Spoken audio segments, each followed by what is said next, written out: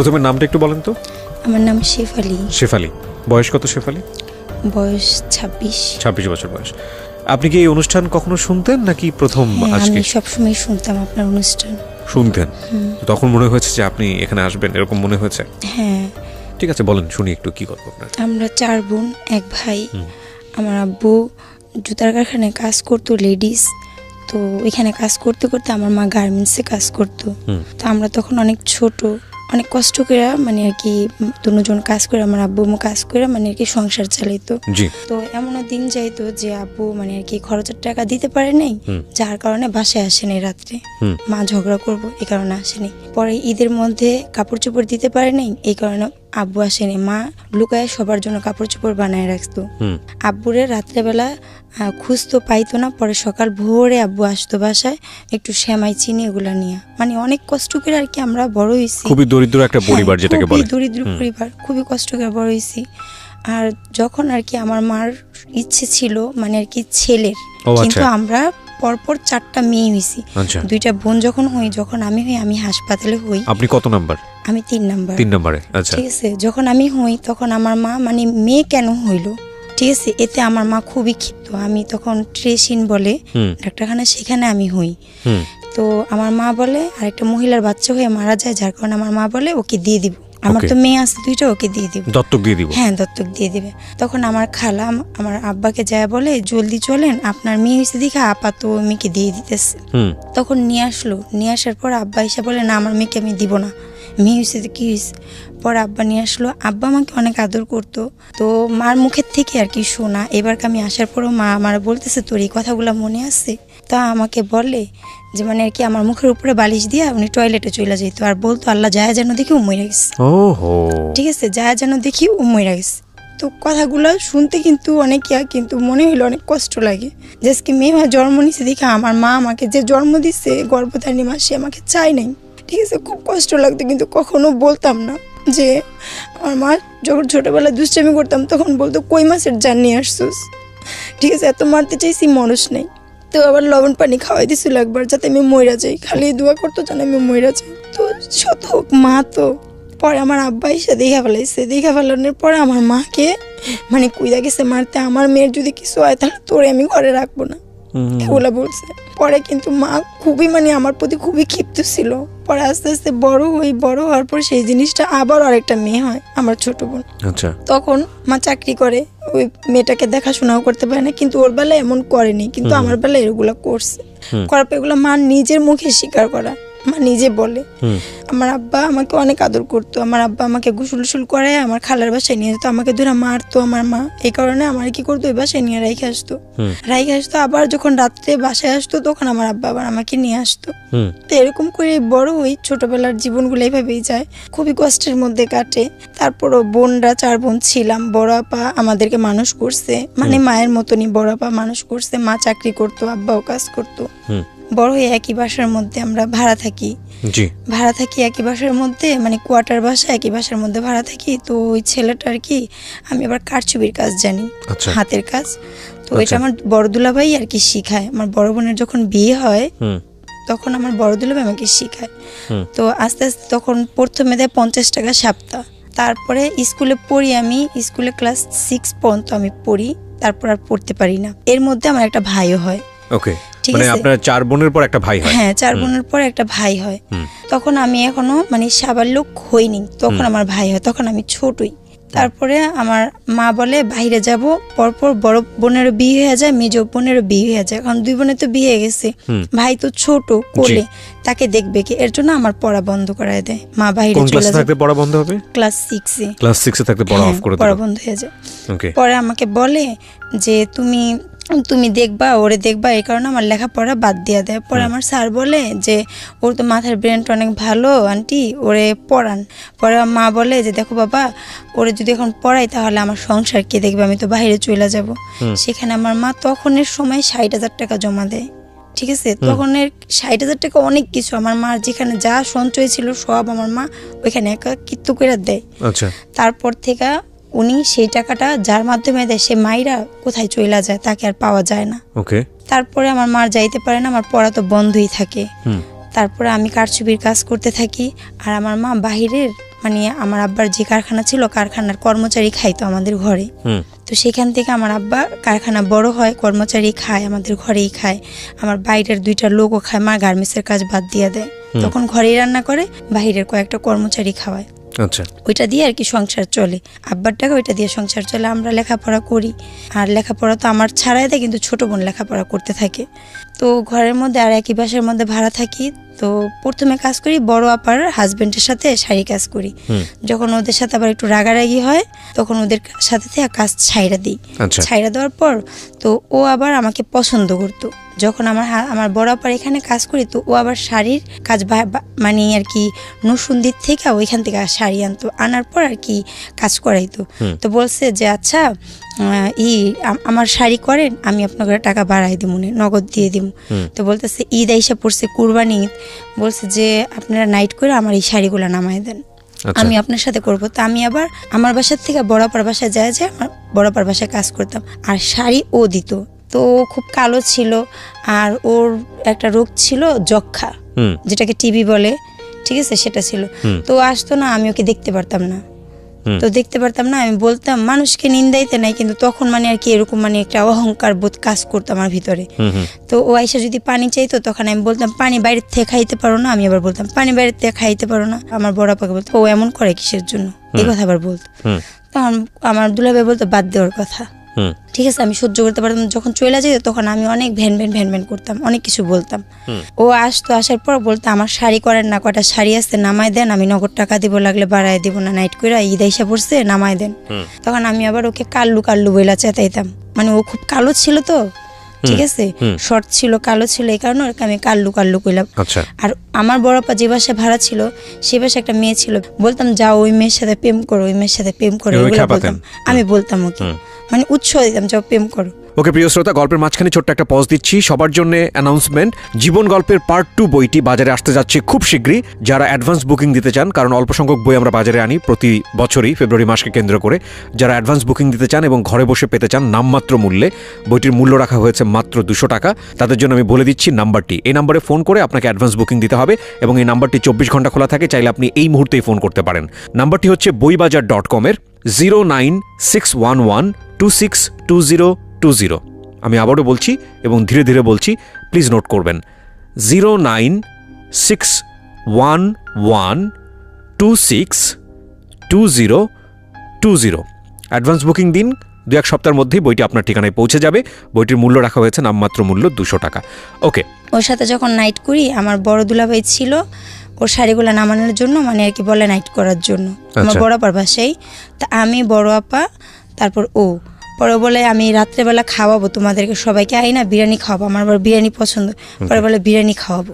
ওকে, আর 50 টাকা করে দিব, আমাকে বলে আর কি নাইট করলে 50 টাকা করে দিবে, বিরিয়ানিও খাবে। তখন আমি কি কাজগুলো নিয়ে যেত? হ্যাঁ, শাড়িগুলো আর কি ও বিক্রি করতো, বিক্রি মানে আর কি এটা মালের অর্ডার আনতো। হ্যাঁ, অর্ডার আনতো, মিডলম্যান হিসেবে কাজ করতো। ওকে, কাজ করে তারপর আবার ওটা কমপ্লিট করে দিত। ওইটাতে আবার ওর লাভ ছিল, সেটা নসুন্দির থেকে আনতো। ওকে, তারপরে এইভাবে কাজ করতে থাকি। তো 3টা নাইট করি, 3টা নাইট আমি 150 টাকা পাই ওর কাছ থেকে। তা আমি আবার আসিফের গান অনেক শুনতাম। আসিফের গান মানে আসিফ আমার অনেক মানে বেস্ট শিল্পী, হ্যাঁ খুব পছন্দের শিল্পী। তো ওর গান আর কি আমি শুনি। তো আমি বলি তুমি তো গুলিস্তান যাও, তোমার কাছ থেকে তো আমি 150 টাকা পামো, আমি তো জিন্সের প্যান্ট পরি না, তো আমার একটা জিন্সের প্যান্ট আইনা দিবা, কয় টাকা নিব, ওইখান থেকে আনলে তো কমের মধ্যে আনতে পারবা, তো লালের মধ্যে একটা জিন্সের প্যান্ট আনবা, আর আমার জন্য আসিফের একটা বায়না ক্যাসেট নিয়ে আসবা। পরে বলছে কি আচ্ছা ঠিক আছে। তো ও আবার মনে মনে আমাকে পছন্দ করতো, সেটা তো আর আমি জানতাম না। আচ্ছা, তো আমি আর কি ওর নানার জন্য বাড়ি মার্কেটে যাই আমার ছোট বোনকে নিয়ে। এর মধ্যে তা আমার চুল আবার মেহেদি লাগানো থাকে, তো আমি যাই আর বলছি চুলের একটা কালার এনে দিতে, মানে চুল কালার করব, কালার এনে দিতে, আর কয় টাকা হয় আমি তোমাকে দিয়ে দিব। ওকে, এই কথাটা আর কি বলি, কিন্তু ফ্রি ছিলাম খুব, কোনো খারাপ কোনো কিছুই ছিল না। তো আর কি আমাকে বলে আচ্ছা ঠিক আছে আমি আয়না দিব। তো আমাকে চুলের কালার আয়না দেয় একটা, আর একটা আসিফের পোস্টার, আসিফের গানের ক্যাসেট, জিন্সের প্যান্ট আনে নাও, ঠিক আছে, আর একটা ব্রেসলেট আনে পাথরের, আচ্ছা, একটা খাপের ভিতরে ভরা, আর তার ভিতরে একটা কাগজ, বাস করে ছোট করে বাস করে রাখা একটা কাগজ। তখন আমি আসি, ওটা শপিং ব্যাগের মতো পিন মারা, তখন সবগুলো ঢুকে আর কি পিন মেরা থুইছে। তো এখন আমি আসি, মার্কেট থেকে আসার পর মা বলতেছে তো আনছে, ওই দেখ শোকেসের উপরে থুয়ে গেছে। আমি এবার খুললাম, খোলার পর আমি কি ওরে আমি প্যান্ট আনতে বলছি, প্যান্ট আনে নেই গা, ও কি নিয়ে আসছে ওগুলা ছবি, এই পোস্টার আনছে, ক্যাসেট আনছে আর কালার আনছে আর কি আনছে। পরে ওটা খুললাম, খোলার পরে ওটার ভিতরে পয়রা দেখি চিঠি, একটা চিঠির ভিতরে লেখা আছে, শেফালি তোমাকে আমার ভালো লাগে তাই এত কিছু দেয়া। আমার তো মাথা খারাপ হয়েছে, তুই কি আমি কি তুই আমার পছন্দ করস? আমি চিন্তাই করিনি, আমার তো মাথা খারাপ হয়ে গেছে। এখন আমি উন্না আনতে গেছি, জামার সাথে ম্যাচিং করে, উন্না আর কি ম্যাচ হয়নি। আমি তো রাগে ফায়ার। পরে আমি বলতেছি ও আসুক, ওর খবর আসছে, ওর এত বড় সাহস। মা কয় কি হয়েছে? আমি কি ও আমার এগুলো লিখছি, ওর এত বড় সাহস, ও আসুক খালি, ও আসলে বলবা বসতে, আমি আসতেছি। মার্কেট থেকে উন্নাটা ম্যাচিং করে আনার জন্য আবার গেছি মার্কেটে, মানে এগুলো দেখে আমি আবার গেছি মার্কেট। কিন্তু আমার রাগ খুব। তো ও আয়শা বলতেছে মাকে, মা বলছে তুই কি লেখছোস, কি চিঠি দিছোস? ও তো একদম পুরা ফায়ার হয়ে গেছে, খুব রাগ এগুলো আর কি মা বলছে। পরে বলছে খালা আমি তো লেখাপড়া পারি না, আমার বন্ধুকে আমি বলছি ঈদের একটা শুভেচ্ছা দিতে, আমার বন্ধু মনে এগুলা লেখা দিছে দুষ্টামি করে, মানে এটা বলে আর কি কথা কাটাই নিল। তো কথা কাটাই নেওয়ার পরে তো আমি আসলাম, আসার পরে কিন্তু আমার মনের ভিতরে একটা মানে আর কি সন্দেহ জাগলো যে ও এরকম কেন বললো, ঠিক আছে নিশ্চয়ই কোনো কারণ হবে, মানে একটা হাব ভঙ্গিমা দেখলে একটা বোঝা যায় না। তারপরে দিয়া যাক, এখন আমি আর কি বললাম মাকে, যাচ্ছে ঠিক আছে যাক, ওর সাথে আমি আর কথা বলবো না, ওর সাথে আমি আর কোনো কথা বলিনি, মানে রাগ আমি খুব। এখন না আমার একটা বান্ধবীর ভাই বলতেছে আপু আপনি তো প্রেম করেন না, একটা ছেলের সাথে কথা বলা দেখেন, যদি ভালো লাগে তাহলে আর কি রিলেশন করবেন। তখন আমি কারো কোনো রিলেশনের মধ্যে জড়াইনি। তখন আমরা একসাথে মানে আর কি ঈদের দ্বিতীয় দিন আর কি সকালবেলা রিক্সায় যখন উঠবো, ওই ছেলে আমি আমার বোন, ছোট বোন, আমরা যখন রিক্সায় উঠবো তখন এর দেখে ফেলাইছে, কিন্তু অরিজিনালি কিন্তু কিছুই না। তা আমার বান্ধবী ছিল, বান্ধবীর ভাই ছিল, সবাই ছিল, দেখে ফেলেছে। এখন তো আমি তো ভয় নি, আল্লাহ মাকে যদি বলে তাহলে তো মা মারবো বাসায় গেলে। এখন ওকে আবার সেটিং দেওয়ার জন্য ওর সাথে আবার কথা বলতেছে। পরে বলতেছে না, পরে আমার বলতেছে তুমি কি আমার সাথে রাগ করে আসো, আইসক্রিম খাও। কোন আইসক্রিম? আমি আবার কোন আইসক্রিম পছন্দ, কোন আইসক্রিম খাও। পরে আমি বলি কি আচ্ছা ঠিক আছে, রাত্রেবেলা মা দেখলে বকা দিব। পরে ও কি করলো, চুপ করে আমার জন্য আর আমার ছোট বোনের জন্য 2টা আইসক্রিম আনলো, আইনা আমাকে দিল, পরে খাইলাম। তো ও আমাকে পছন্দ করার পরে ও আর কি একজনের সাথে আর কি বলে যে আমি তো এরকম একটা মেয়েকে পছন্দ করি, তো তোমার কাছে কি কোনো ভালো ফকির টুকির আছে? মেয়েটা তো আমাকে পছন্দ করে না, মানে ফকির ধরে আপনার জন্য তাবিজ কিছু করবে। আচ্ছা, তো আমার এই ঘটনাটা আবার আমার মা জানতে পারে, যে এই ছেলের সাথে বলে, সেই ছেলেটা যেভাবেই হোক যে কোনোভাবেই আমার মার কানে খবর আসে। তখন আমার মা বাড়ির ভিতর অনেক ঝগড়া লাগায় দেয়, একই বাসায় ভাড়া থেকে অনেক ঝগড়া লাগায় দেয়। তখন আমার মা বলে কি তুই কিছু বলস না, তুই কিছু বলস না। তখন আমি বাড়ি ভরা মানুষের সামনে যাই ওকে, মানে ওর সামনাসামনি আমি ওকে বলি, এই তোর মতন ছেলের আমার পায়ের নখের যোগ্যতা আছে, তুই আমাকে পছন্দ করস, আমি এই কথাটা বলি। এর জন্য ওর সাথে আর আমাদের সাথে কোনো কথা নাই। একই বাসায় থেকে আমার ছোট বোনের জন্মদিন হইলো, তো আমার বিরিয়ানি তো বললামই আগে আমার খুব পছন্দ, তো বাবুর্চিতে বিরিয়ানি রান্না হয়েছে, আমি সারাদিন খালি বিরিয়ানি খেয়েছি একটু পরে পরে। তো আমার পেটে ব্যথা উঠে গেছে, এই পেটে ব্যথাটা আমার প্রায় সময় উঠতো। যখন পেটে ব্যথা উঠলো তো মারা সবাই ঘরে টিভি দেখতেছিল, আর আমার পেটে ব্যথা উঠছে দেখে আমি আবার মেজপার ঘরে চলে গেলাম। মেজপার ঘরে গিয়ে আমি পেট ধরে কাঁদতেছি, মা ঘুমাইতেছিল। তা আমার মেজপা শাশুড়ি যায় বলে, এ নার্গিস জলদি উঠো, তোমার মেয়ে তো কাঁদতেছে পেটে ব্যথায়, জলদি উঠো। মা উঠছে, আমার পেটে ব্যথা, এত পরিমাণ পেটে ব্যথা যা বলার বাইরে, ঠিক আছে। পরে মা আমাকে আল হেলাল হাসপাতালে নিয়ে গেল। জেনারেল হাসপাতালে নিয়ে যাওয়ার পরে ওইখানে তারা আমাকে দেখলো, দেখার পর ইঞ্জেকশন দিল, পরে ব্যথা কমলো, ঘুমের ইঞ্জেকশন দিল আবার। তখন ওইখান থেকে নিয়ে আসলো, আর এর পিছনে ও আবার গেছে। পরে বলতেছে খালা টাকা লাগবে, টাকা লাগলে আমার থেকে নেন, আমার কাছে টাকা আছে, টাকা নেন। পরে বলতেছে না টাকা লাগবে না। পরে মানে আর কি আমি আমার নিয়ে এই হাসপাতাল বাসায় নিয়ে আসলো, নিয়ে আসার পরে মানে আর কি যখন ইঞ্জেকশনের সব পাওয়ারটা চলে গেলো, আবার পেটে ব্যথা। এই পেটে ব্যথা করতে করতে পরে মানে আর কি আমি 12 দিন মানে ঘরের ভিতরে রেখে আমাকে 5 দিন ট্রিটমেন্ট দেয়, আমাকে ইঞ্জেকশন দেয়, ঘুমের ইঞ্জেকশন, যেটাকে নেশার ইঞ্জেকশন বলে। তো আমার মামা এসে বলে তুই তো এইভাবে করে মেয়েটাকে মাইরা ফেলাবি। যখন ইঞ্জেকশনটা আমার স্যালাইনের ভিতরে পুশ হয়, তখন আমার পুরা হাত মানে জইলা পুরা ছাড়খাড় হয়ে যায়, ঠিক আছে। তখন বলতেছে মেয়েকে তুই ইঞ্জেকশন দিয়ে দে, মাইরা ফেলাবি। কিসেন্ট হাসপাতালে ওনাদের কেমন ভাই হয়, আমাদের মামা লাগে, ওনার কাছে নিয়ে যায় ওকে দেখা। পরে নিয়ে যাওয়ার সাথে সাথে আমাকে ভর্তি করে কিসেন্ট হাসপাতালে শাহবাগ। পরে দেয় সেখানে ভর্তি করার পরে তো আমি 12 দিন না 10 দিন থাকি।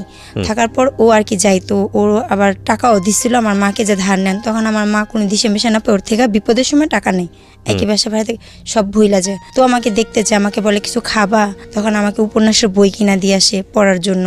তারপরে যখন আমি আসবো, আসার 2 দিন আগে আমি তো জানতাম যে ও আমাকে পছন্দ করে, আর আমি সে সবকিছুরই প্রমাণ পাইছি। তো আমাকে একটা আম দেয়, তখন কিন্তু আমের সিজন না, একটা আম দেয়। আমটা খুবই সুন্দর, আমার মনে আছে। সে আমটা বলে কি আমটা তুমি খাবা। তখন আমটা খাওয়ার পরে আমটা খাওয়ার পরে না মানে ওর প্রতি একটা মানে আর কি মায়া কাজ করতো, ওকে দেখলে একটা মায়া কাজ করতো। যখন আমি আমার মাদের কাছে মানে ওকে না দেখতাম, তখন আমার মারা যেটা বলতো সেটাই ঠিক আছে।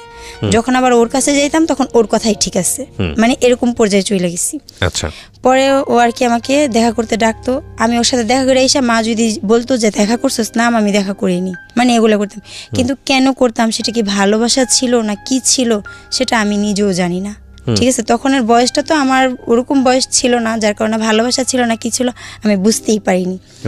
যাক, পরে আমার মা এখান থেকে আমার জন্য ছেলে দেখতেছে, ছেলে এসে দেখে গেছে, তো পছন্দ হয়েছে। পছন্দ হওয়ার পর আর এইখান থেকে মানে আর কি ও আমাকে বলে চলো শিপা আমরা চলে যাই, তোমার জন্য তো ছেলে দেখতেছে, চলো আমরা চলে যাই। আমি অসম্ভব, কখনোই না, আমি যাব না। আমি গেলে আমার বড় আপা এইভাবে বিয়ে করছে, আমি যদি এভাবে বিয়ে করি তাহলে আমার মা অনেক কষ্ট পাবে, আমি ওকে আবার বলছি। পরে ও বলছে আমার কাছে 10,000 টাকা আছে, চলো চলে যাই। তখন আমি ওকে না করছি ডাইরেক্ট, যে আমি যাব না, যদি আমার মা বাবাকে তুমি মানে আমাকে নিতে পারো তাহলে আমি যাব, তার আগে আমি কখনোই তোমার সাথে যাব না, আর এমন কোনো কিছু করবো না, এ কথা আমি ওকে বলি।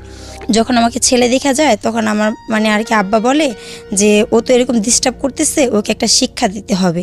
তো কালকে তখন র্যাব নতুন নামছে, অনেক কড়া, র্যাব এরিয়া অনেক কড়া। তখন বলছে আমার আব্বা বলছে যে আব্বার একটা বন্ধু ছিল যে দোকানে মাল দিত, তো বলতেছে যে মামা কালকে যদি র্যাব আসে তাহলে তুমি শুধু বলবা ও তোমার উন্না ধেরা টান দিচ্ছে, এ কথা আর কি আমার আব্বা আমাকে বলতে বলছে। তখন আমি বললাম যে ওর টাকায় ওর সংসার চলে, ওর বাবা তো খরচপাতি দেয় না, খোঁজ খবর নেয় না। আজকে যদি আমি এই কথাটা বলি তাহলে ওর সংসার কিভাবে চলবে, সংসার বন্ধ হয়ে যাবে। তো একজনের এই ক্ষতিটা করা তো ঠিক না। তখন আমি আবার আব্বাকে বললাম আব্বা এই জিনিস করব, তখন ও তো পরবর্তীতে আমার ক্ষতি করতে পারে। তখন আমার আব্বা বলে যে তোমার এত কিছু চিন্তা করা লাগবে না, ও যখন আসবে তখন তুমি বিয়ে হয়ে অনেক দূরে চলে যাবা। আব্বা আমার এই কথা বলে। তখন আমি বললাম আব্বা যে খুঁজা বের করার সে মাটির নিচের থেকে খুঁজা বের করবে। তখন আব্বা আমাকে ধমক দেয়। তা আমি চাইতেছিলাম না যে কারো কোনো ক্ষতি করি, কেননা কারো ক্ষতি করে কেউ তো কখনো ভালো থাকতে পারে না। এই জিনিস সব অনেক আগের থেকে আমার ভিতরে জিনিসগুলো কাজ করতো। তখন আমি ভাবলাম যে যেখানে আমার বিয়ে ঠিক করছে আমি সেই দেশে চলে যাই, আমার খালার বাড়িতে। অথচ আমি রাস্তাঘাট কিছু চিনি না, শুধু জানি ভৈরব যেতে হবো, ওইখান থেকে আর লঞ্চে কইরা আমার খালার বাড়িতে যাব, মানে এটাই আর কি জানতাম। তো আমি আবার 200 টাকা আমার এখান থেকে আমি চুরি করি, যার সাথে আমার বিয়ে ঠিক করছে তাকে আমার খালার বাড়িতে যাই, আমার খালাকে বলবো যে আমাকে বিয়ে দিয়ে দেন এইখানেই। কিন্তু আমার অরিজিনালি এমন কোনো কিছুই ছিল না যে আমি ওর সাথে পালা যাবো, আমি শুধু ওকে বাঁচাইতে চাইছি। আমি চাইনি যে আমাকে তোমরা অন্য জায়গায় বিয়ে দিয়ে দিবা, ঠিক আছে, কিন্তু আমি কারো জীবন নষ্ট করতে চাই না। আজকে ওকে মারধর করবে, ওর মা কাঁদবে, অভিশাপ দিবে, সেই অভিশাপগুলো তো আমার গায়ের হিসাব পড়বে অবশ্যই। ঠিক আছে, ভালো মানুষ বাঁচতেই পারে, সেটা তো কোনো অপরাধ না। ঠিক আছে, যার জন্য আমি এগুলো আর কি ভাবছি। তো আমি যখন ওকে বলি যাওয়ার কথা, তখন আমি সকালবেলা ওঠার পর আমি আবার বালিশের নিচে একটা চিঠি লেখা যায়, মা আমি খালাম্মার বাসায় গেলাম, তোমরা আমার জন্য কেউ টেনশন করো না, ঠিক আছে। তো এখন ও বাড়িতে নেই, আমিও বাড়িতে নেই। তো আমার মা আবার বললো যে তোর আব্বাকে বল আধা কেজি আটা না 3 পা আটা আনতে।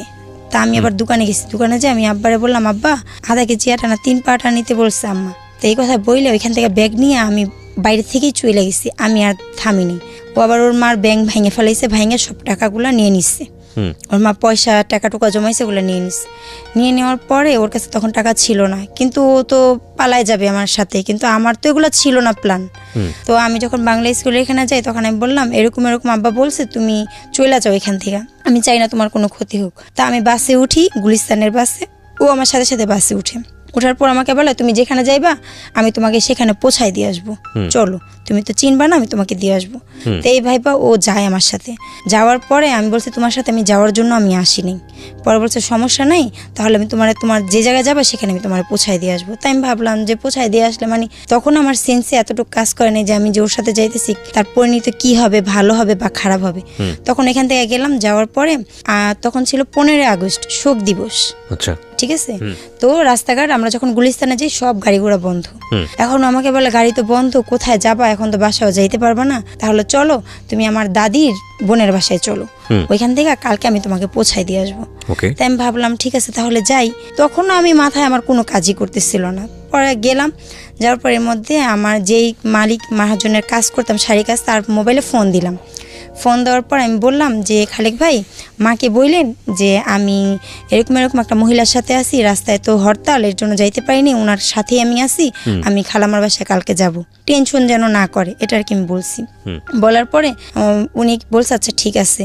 পরে বুঝা ফেলাইছে যে আমাকে নিয়ে ও পালাই গেছে, কিন্তু অরিজিনালি তো পালাই যায়নি। ঠিক আছে, তখন বলে তোমরা থাকো, 2 দিন পরে আমি তোমাদের বিয়ে করাই দিব, এই কথা বলে। কিন্তু আমি তো বিয়ে করবই না, আমি তো ওকে বিয়ে করবই না। তো এখন অনেকভাবে ও বুঝায় আমাকে, বোঝানোর পর যেই নাম্বার থেকে আমরা ফোন দিই সেই নাম্বারে ওই মহাজন ফোন দেয়। ফোন দেওয়ার পর আমরা দুজন বইসা থাকি, ওইখানেই বইসা থাকি। বইসা থাকার পরে জিজ্ঞাসা করে এখানে কি একটা মেয়ে আছে, মেয়েটার গায়ের রং এরকম, মেয়েটার চুলগুলা লাল। তখন আমি বলি বইলেন না, কিন্তু লোক বইলা দেয়। পরে ওইখান থেকে আমার দুলাভাইরা সবাই আর কি জিজ্ঞাসা করে এটা কোন জায়গা, কোন দেশ, জায়গার নাম জিজ্ঞাসা করে। ওইখান থেকে আমাকে নিয়ে রিটার্ন ব্যাক করে। না বিয়ে করতে পারিনি। পরে ওইখান থেকে আসার পর ঢাকা আসি। হ্যাঁ, ঢাকায় আবার চলে আসি। ওর বাড়ি হলো শরীয়তপুর। ঠিক আছে, আমাকে নিয়ে শরীয়তপুর চলে যায়। শরীয়তপুর থেকে আমাকে নিয়ে আবার ঢাকা চলে আসে। ঢাকা আসার পর ওর চাচার বাসায় যায়। ওর চাচার মানে ওর চাচিও অনেক উল্টাপাল্টা কথা বলে, তুমি কি ও কি দেখছো, হ্যান তেন সে অনেক কথা বলে। তখন আমি অনেক কাঁদার পর ও আবার ওইখান থেকে যেই ভাই মানে আর কি মিথ্যা কথা বললে আর কি করে তার কাছে যাই।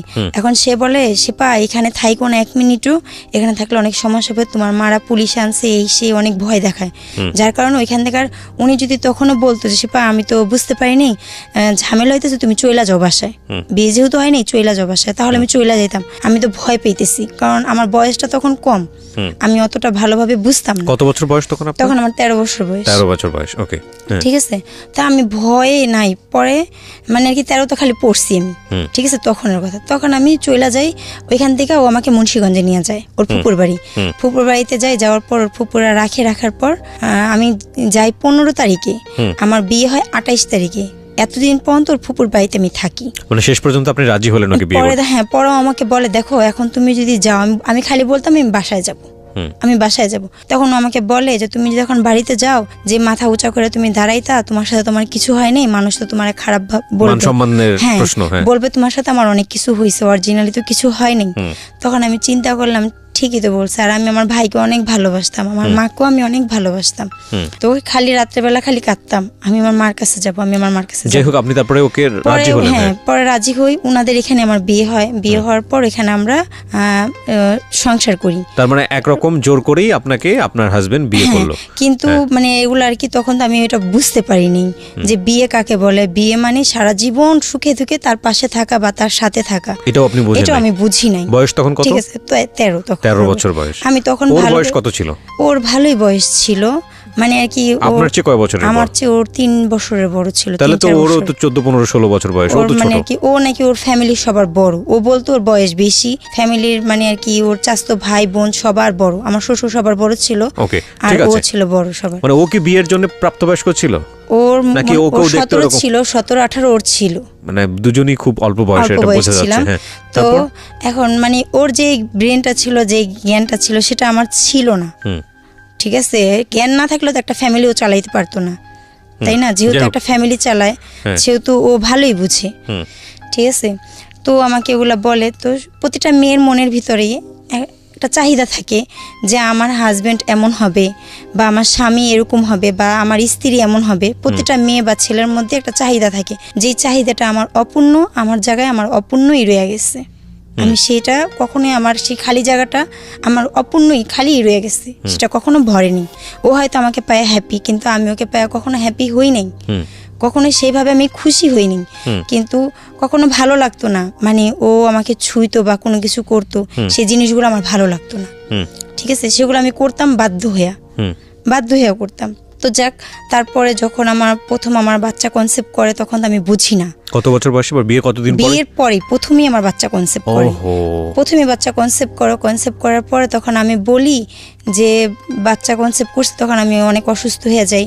তো ওর মানে আমার শ্বশুর, বিয়ের পরে তো আমার শ্বশুর, তো উনি আবার মুন্সিগঞ্জে যায় আমাকে নিয়ে আসে, আমাকে আর ওকে নিয়ে আসে ঈদের পরে নিয়ে আসার পরে মানে আর কি এর মধ্যে আবার আমি যখন বিয়ে হয়, আমি কথাটা পিছনে রেখে আসছি, আমার বিয়ের 15 দিন যাইতে না যাইতে মানে আমি পাগল হয়ে যাই। পাগলের মতন আমি আচরণ করি। আমি শুধু এতটুকু বলি আমার মার কাছে যাব, নিজের মাথার চুল নিজে টাইনা ছিঁড়া ফেলাই, ঠিক আছে। আর মনে হয়তো কে জানি কি পুড়তেছে আমার ভিতরে, জইলা পুইরা, মানে 10টা বাজলে, সকাল 10টা বাজলে আমার ভিতরে জইলা পুইরা ছাড়খাড় হয়ে যেত। আর খালি বলতাম আমার মার কাছে যাব। মানে বিয়ের পরে আপনাকে বাড়িতে পাঠায়নি? না, বাড়িতে পাঠায়নি। ওর মুন্সিগঞ্জেই রাখছে, ওইখানে আমাকে রুম ভাড়া করে ওইখানেই রাখছে। আচ্ছা। তো মানে আর কি অনেক কষ্ট করে আর কি সংসার চলতো। মানে ওই করতো, মানে জুতার আপারের কাজ করতাম। আর জুতার মধ্যে যে কারচুপির কাজটা হয়, পুঁতি চিমকি বসানো, সেগুলা ও ঢাকার থেকে নিয়ে যেত, ওইখানে আমরা দুজন কাজ করতাম। ওইখান থেকে ও আর কি আমাকে খুবই মারধর করে, ঠিক আছে। মানে আমি এদিক ওদিক চলে যাই দেখে খুবই মারধর করে। মারধর করার পর ও আমার মার কাছে নিয়ে আসে। বিয়ের 3 মাসের সময় আমার বাচ্চা সহকারে মানে নিয়ে আসে। নিয়ে আসার পর সে বাচ্চাটা আমার মা নষ্ট করে দেয়, রাখে না। প্রথম বাচ্চা? হ্যাঁ, ওটি প্রথম বাচ্চা নষ্ট করে দেয়, ঠিক আছে। তারপরে মানে আর কি আমার মারা দিবে না, অনেক ওর থেকে ছাড়ানোর অনেক চেষ্টা করে, তখন আমি বুঝি না। তখন মানে আর কি আমাকে বলে বিয়ের পর স্বামী সব, মানে আশেপাশের অনেকে মানে কি লুকায় লুকায় আমাকে এগুলো বলতো। তারপর আমি আবারও 21 দিন পর আবার ওর কাছে চলে যাই। ওর কাছে চলে যাই, মারা অনেক ছাড়ানোর চেষ্টা করে, ছাড়ি না, অনেক চেষ্টা করে ছাড়ি না, সংসার করতে থাকি। তারপরে এই যে আমার এই ছেলেটা আমার আবার কনসেপ্ট হয়, তখন আমি মেয়ে স্টোভে কাজ করি। মেয়ে স্টোভে কাজ করার পরে 6 মাসের মতন মেয়ে স্টোভে কাজ করি আমি। কাজ করার পর যখন বাচ্চা কনসেপ্ট করে, তখন আবার এখান থেকে চাকরি ছাইড়া দিই। ছাইড়া দেওয়ার পর খুবই কষ্টে আর কি দিন যাইতো। ও খুবই মারধর করতো আমাকে, আচ্ছা, খুবই মারতো। তো যে বাসা ভাড়া ছিলাম সে বাসায় উনি আমাকে বলতো, ভাড়াটিয়া আপা বলতো, সে পা এখনো সময় আছে চইলা যা, এগুলো বলতো, এখনো সময় আছে চইলা যা। ও কি তুই কি? আমি বললাম যে একটা বাচ্চা নষ্ট করছি, মরলে তো আমার কবর হিসেবে আমার দেয়া লাগবে, আমারটা তো কেউ দিবে না, ঠিক আছে। আমার বাচ্চা নিয়ে যদি আমার ফ্যামিলি আমাকে নেয় তাহলে আমি যাবো। তা আমি আমার ফ্যামিলিকে প্রস্তাব দিলাম, আমার বাচ্চা সহকারে আমাকে নিবা? পরে আমার দুলাভাই বললো, মেজে দুলাভাই না, নিবে না। তার জন্য আমি গেলাম না। ও আমাকে বলতো, সে পা অনেক কষ্ট করো, না খায় থাকো, চইলা যাও। আমার হাজবেন্ডও আমাকে বলতো, কিন্তু আমি যাইনি।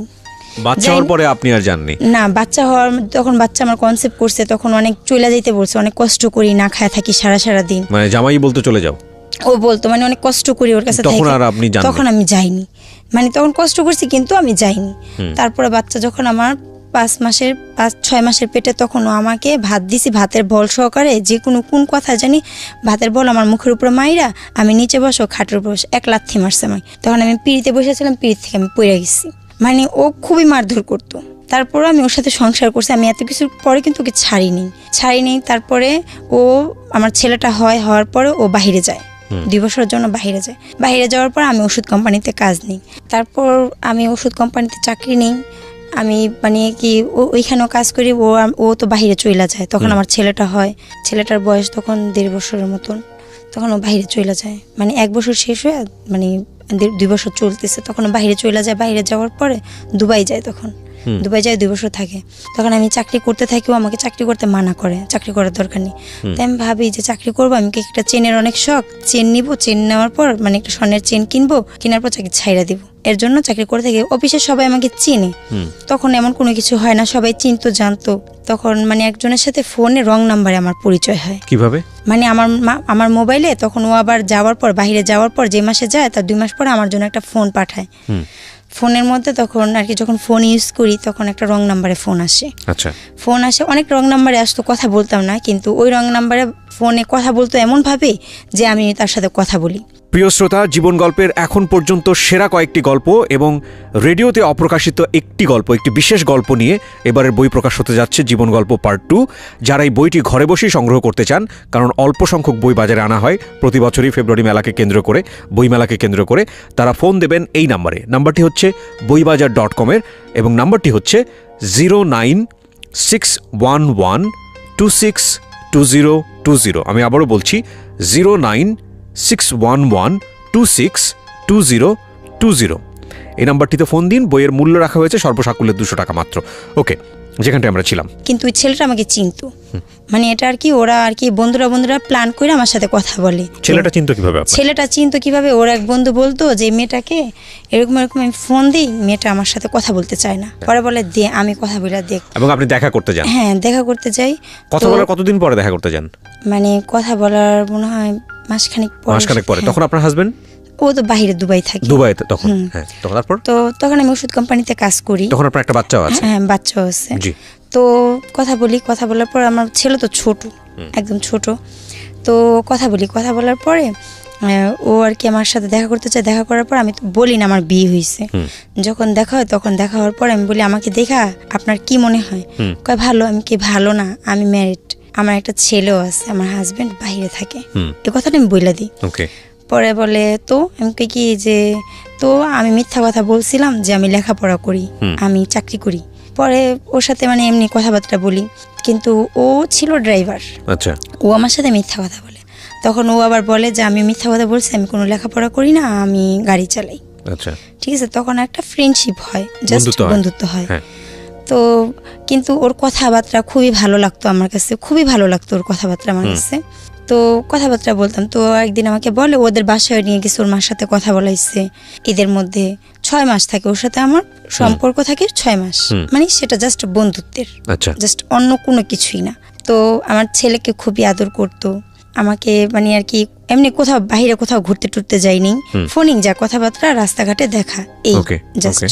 আর ওদের বাসায় একদিন গেছি, ওর মা ছিল, ওর মার সাথে দেখা করাই দিছে, কথা বলছি। তার মানে আপনার বাসা পর্যন্ত চলে গেছেন? হ্যাঁ, ওর বাসা গেছি। ওর বাসা মানে ঢাকার মধ্যেই ছিল। তো ওদের বাসায় যাই, আমি যাই, আমার বান্ধবী যাই, আমার ছেলে যায়, আমরা হাঁটতে হাঁটতে যাই। ওর মা অনেক কিছু রান্না করে, খাওয়া দাওয়া করি। তা আমার ছেলেটা আবার ও শিখাইতো বাবা ডাকতে, তো বাবা ডাকতো। তাই আমি বলতাম এগুলা কি শিখাও? আমি আবার বলতাম এগুলা কি শিখাও? কি হয়েছে আমার পোলা, এগুলা বলতো, মানে দুষ্টামি করতো, জাস্ট এরকমই, এমনি অন্য কোনো কিছু না। তারপর ওর মার সামনেও বাবা বাবা বলতো। এই ধরনের বন্ধুত্ব সম্পর্ক গড়ে উঠছে, এটা কি আপনার হাজবেন্ড জানতো দেশের বাইরে থেকে? না, ও জানতো না, কিন্তু ওর সাথে কথা বলে দিয়েছিলাম, ফ্রেন্ডশিপ। ও বাংলাদেশে যখন আসে তখন ওর সাথে কথা বলে দিয়েছিলাম যে আমি রং নাম্বার, আমার সাথে একজনের সাথে ফ্রেন্ডশিপ হয়, কথা বলো। আচ্ছা। আর আমার হাজবেন্ড আমাকে যেটা সবচেয়ে বড় কথা হলো সময় দিত না। ভালো মন্দ একটা সুখ দুঃখের কথা কার সাথে বলে? তার স্বামীর সাথেই তো বলে। তখন আপনার বয়সও অনেক অল্প, 14 বছর, 13-14 বছর বয়স। তখন আমার সাথে কথাও বলতো না ভালো করে, মানে আর কি ফোন দিত, দিয়া জিজ্ঞাসা করতো খাওয়া দাওয়া করছো, ভালো আছো, ছেলে কি করে, ভালো আছে, বা শেষ, এই, আর কোনো কিছু না। কিন্তু একটা চাহিদা বা একটা ভালোবাসার কথাবার্তা ওর মধ্যে, সেই জিনিসগুলো আমি কখনো পাইনি। সবসময় খুঁজতাম ওর মধ্যে, যেটা আমি ওর মধ্যে পাইতাম না। তো মানে আর কি তারপর ও আমার থেকে দেখতে, মানে বলে না মানানসই নাই, একদম মানে বেমানান, আপনার সাথে যায় না, একদম যায় না। ঠিক আছে। তারপরও মানে আর কি বলতে হয় না এই কথাটা, কিন্তু তারপর আমি কখনো ওকে মুখের উপরে বলতাম না। মানুষ বলতো, সবাই বলতো যে কি এর সাথে কি, এগুলো বলতো। কিন্তু আমার কাছে খুব খারাপ লাগতো, ওকে যদি কেউ কিছু বলতো আমার কাছে খুব খারাপ লাগতো। শতক আমার স্বামী, তো খুব খারাপ লাগতো আমার কাছে। তো যাক, ওইখান থেকে ও 2 বছর থাকার পর ও বাংলাদেশে আসার পরে আর এ আবার কি করে আমার সাথে মিথ্যা কথা বলে ও বিয়ে করে। আমাকে বলে যে আমার ভাইয়ের জন্য মেয়ে দেখতেছি, কিন্তু মেয়ে ওর জন্য দেখা হইতেছে। তো তুমি তো আমার ফ্রেন্ড, তুমি আমার বন্ধু, তুমি আমাকে বলতে পারতা, আমার যেহেতু একটা সংসার আছে, আমি তো তোমার কাছে যাব না, তো তুমি বলতে পারতা যে আমার জন্য মেয়ে দেখতেছে, ভালো কথা। ও আমাকে বলে নেই, না বলার কারণে পরে যখন ও বিয়ে করার পর আমি যখন ওকে ফোন দিই, ও ফোন রিসিভ করে না। কি ব্যাপার, ফোন রিসিভ করে না? পরে একদিন ওর বউ ফোন রিসিভ করে, পরে দিয়ে এসে আমি কাইটা দিলাম। আমি কিছুক্ষণ পর আবার ফোন দিলাম। ফোন দেওয়ার পর ওর মা আবার আমাকে চিনতো, আমার নাম্বার দেখে চিনতে পারছে, পারার পর মা ফোন ধরছে। ধরার পর আমাকে বলে তা আমরা এরকম করে হঠাৎ করে বিয়ে করাইছি ওকে, তো এখন তো ওর বউ যদি দেখে ফোন দিতে তাহলে মাইন্ড করবে, তো তুমি আর ওকে ফোন দিও না। তারপরে ওর সাথে আমার সবকিছু বন্ধ, আমি আর ওকে ফোন দিই না, ও আমাকে ফোন দেয় না। তা আমি আমাদের অফিস থেকে পিকনিকে নিয়ে গেল, পিকনিকে গেলাম। তো সেখান থেকে ও আবার আমাকে একদিন যখন আসি তখন ও আমাকে দেখে রিক্সায়, ও যাইতে থাকে, আমি হাইটে আসতে থাকি। আমার ছেলে তখন মানে ছোট ছোট পা দিয়ে হাঁটে, ওকে নিয়ে গেছিলাম। তখন ওকে নিয়ে আমি আসতে থাকি, তখন দেখার পর রিক্সা থামায়, আমার সাথে কথা বলার পর তো কথা বলি, জাস্ট কথাই। তারপরের থেকে মানে ও আবার আমার পিছনে ঘোরা শুরু করে দিল, মানে ওর ভিতর একটা ভালো লাগা কাজ করলো। তখন মানে ওর কেন ভালো লাগছে তা জানি না, খুব ভালো লাগছে। তখন বারবার ফোন দেয়। তখন আমার কথা হলো তুমি বিয়ে করছো, তোমার সংসার আছে, এখন তোমার সাথে আমার কথা বলা ঠিক না, এর জন্য আমি কথা বলতে চাইতাম না। ও বারবার ফোন দিত। পরে আমি কি বলছি, ফোন বন্ধ। আপনি বিয়ে করেছেন, হ্যাঁ, আমার সংসার থাকার পরও আপনি ওনার সঙ্গে বন্ধুত্ব করেছেন। সো ওর তো আপনার সাথে বন্ধুত্ব করতে গেলেও তো ওর তো যুক্তি থাকতে পারে যে না আমারও সংসার আছে, আমি তোমার সাথে কথা বলবো, কিন্তু সমস্যা ছিল না। কিন্তু আপনি ওকে না করতেন কেন? কারণ আমি ওকে না করতাম কেননা ওই যে ওর মা আমাকে বলছে, যে ওর মা ওকে বলেছে, সে কারণে এই কারণে আমি বলতাম না। কারণ একটা স্ত্রী স্বাভাবিক সন্দেহ করতে পারে, নতুন বিয়ে করছে, অশান্তি হইতেই পারে স্বাভাবিক, 1 দিন 2 দিন। তার আগ পর্যন্ত আপনার হাজবেন্ড জানে না যে আপনারও এই ছেলেটার ছেলেটার সঙ্গে না বন্ধুত্ব হয়েছে? না না ওকে। তখন মানে আর কি আমি কি করলাম, ও ফোন দেয় দেখে আমি সিম চেঞ্জ করে ফেলাইলাম। পরে ওর বন্ধুকে আমার বাসায় পাঠাইলো, বলছে যে সিম চালু করতে, না হলে ভাই উপরে আসবে। আমি কি আল্লাহ মান সম্মান সব, মানে ওর বন্ধুকে পাঠাইছে। আচ্ছা, তখন আপনি অফিসে? আমি অফিস থেকে আইসা আমি ফ্রেশ ট্রেশ হয়ে আমি শুয়ে রইছি। ওর বন্ধুকে পাঠিয়েছে? ওর বন্ধুকে বাসায় পাঠাইছে। বাসায় আইসা আপনার বাসায় কে কে ছিল?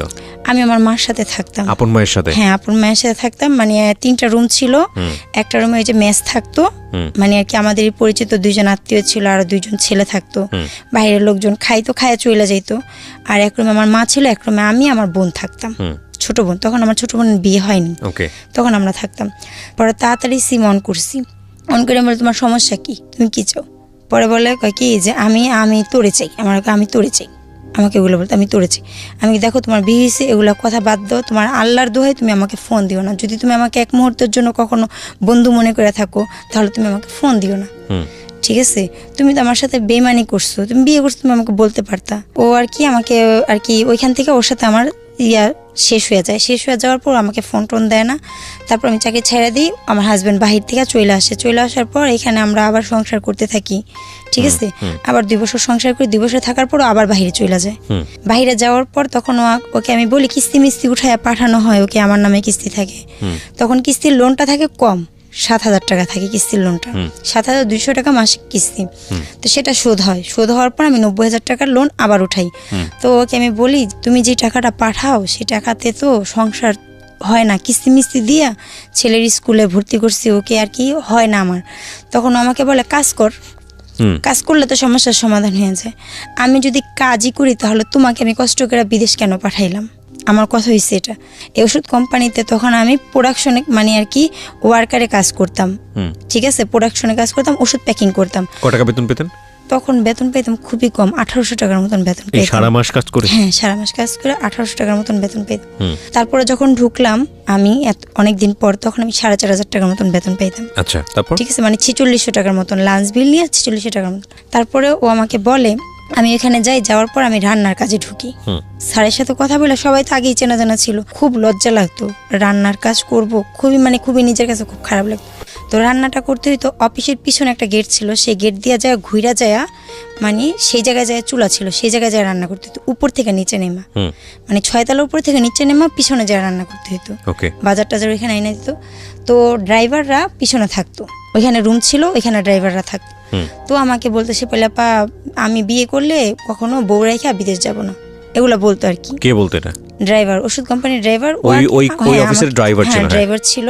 তো আমাকে বলতো যে সে পেলাপা আপনি আপনার হাজবেন্ড আপনাকে রেখা বিদেশ গেছে, আমি বিয়ে করলে কখনো বউ রেখা বিদেশ যাব না, এই কথাগুলো বলতো। তো মানে ওই জায়গায় আবার গাছে থেকে পেঁপে টেপে পায়রা আনতো, ভর্তা বানাইতো, আমাকে সাধতো, আমি রান্না করতাম, সাধতো। আর ওদের মেসেরও একটা মহিলা আন্টি ছিল, ওদের রান্না করতো।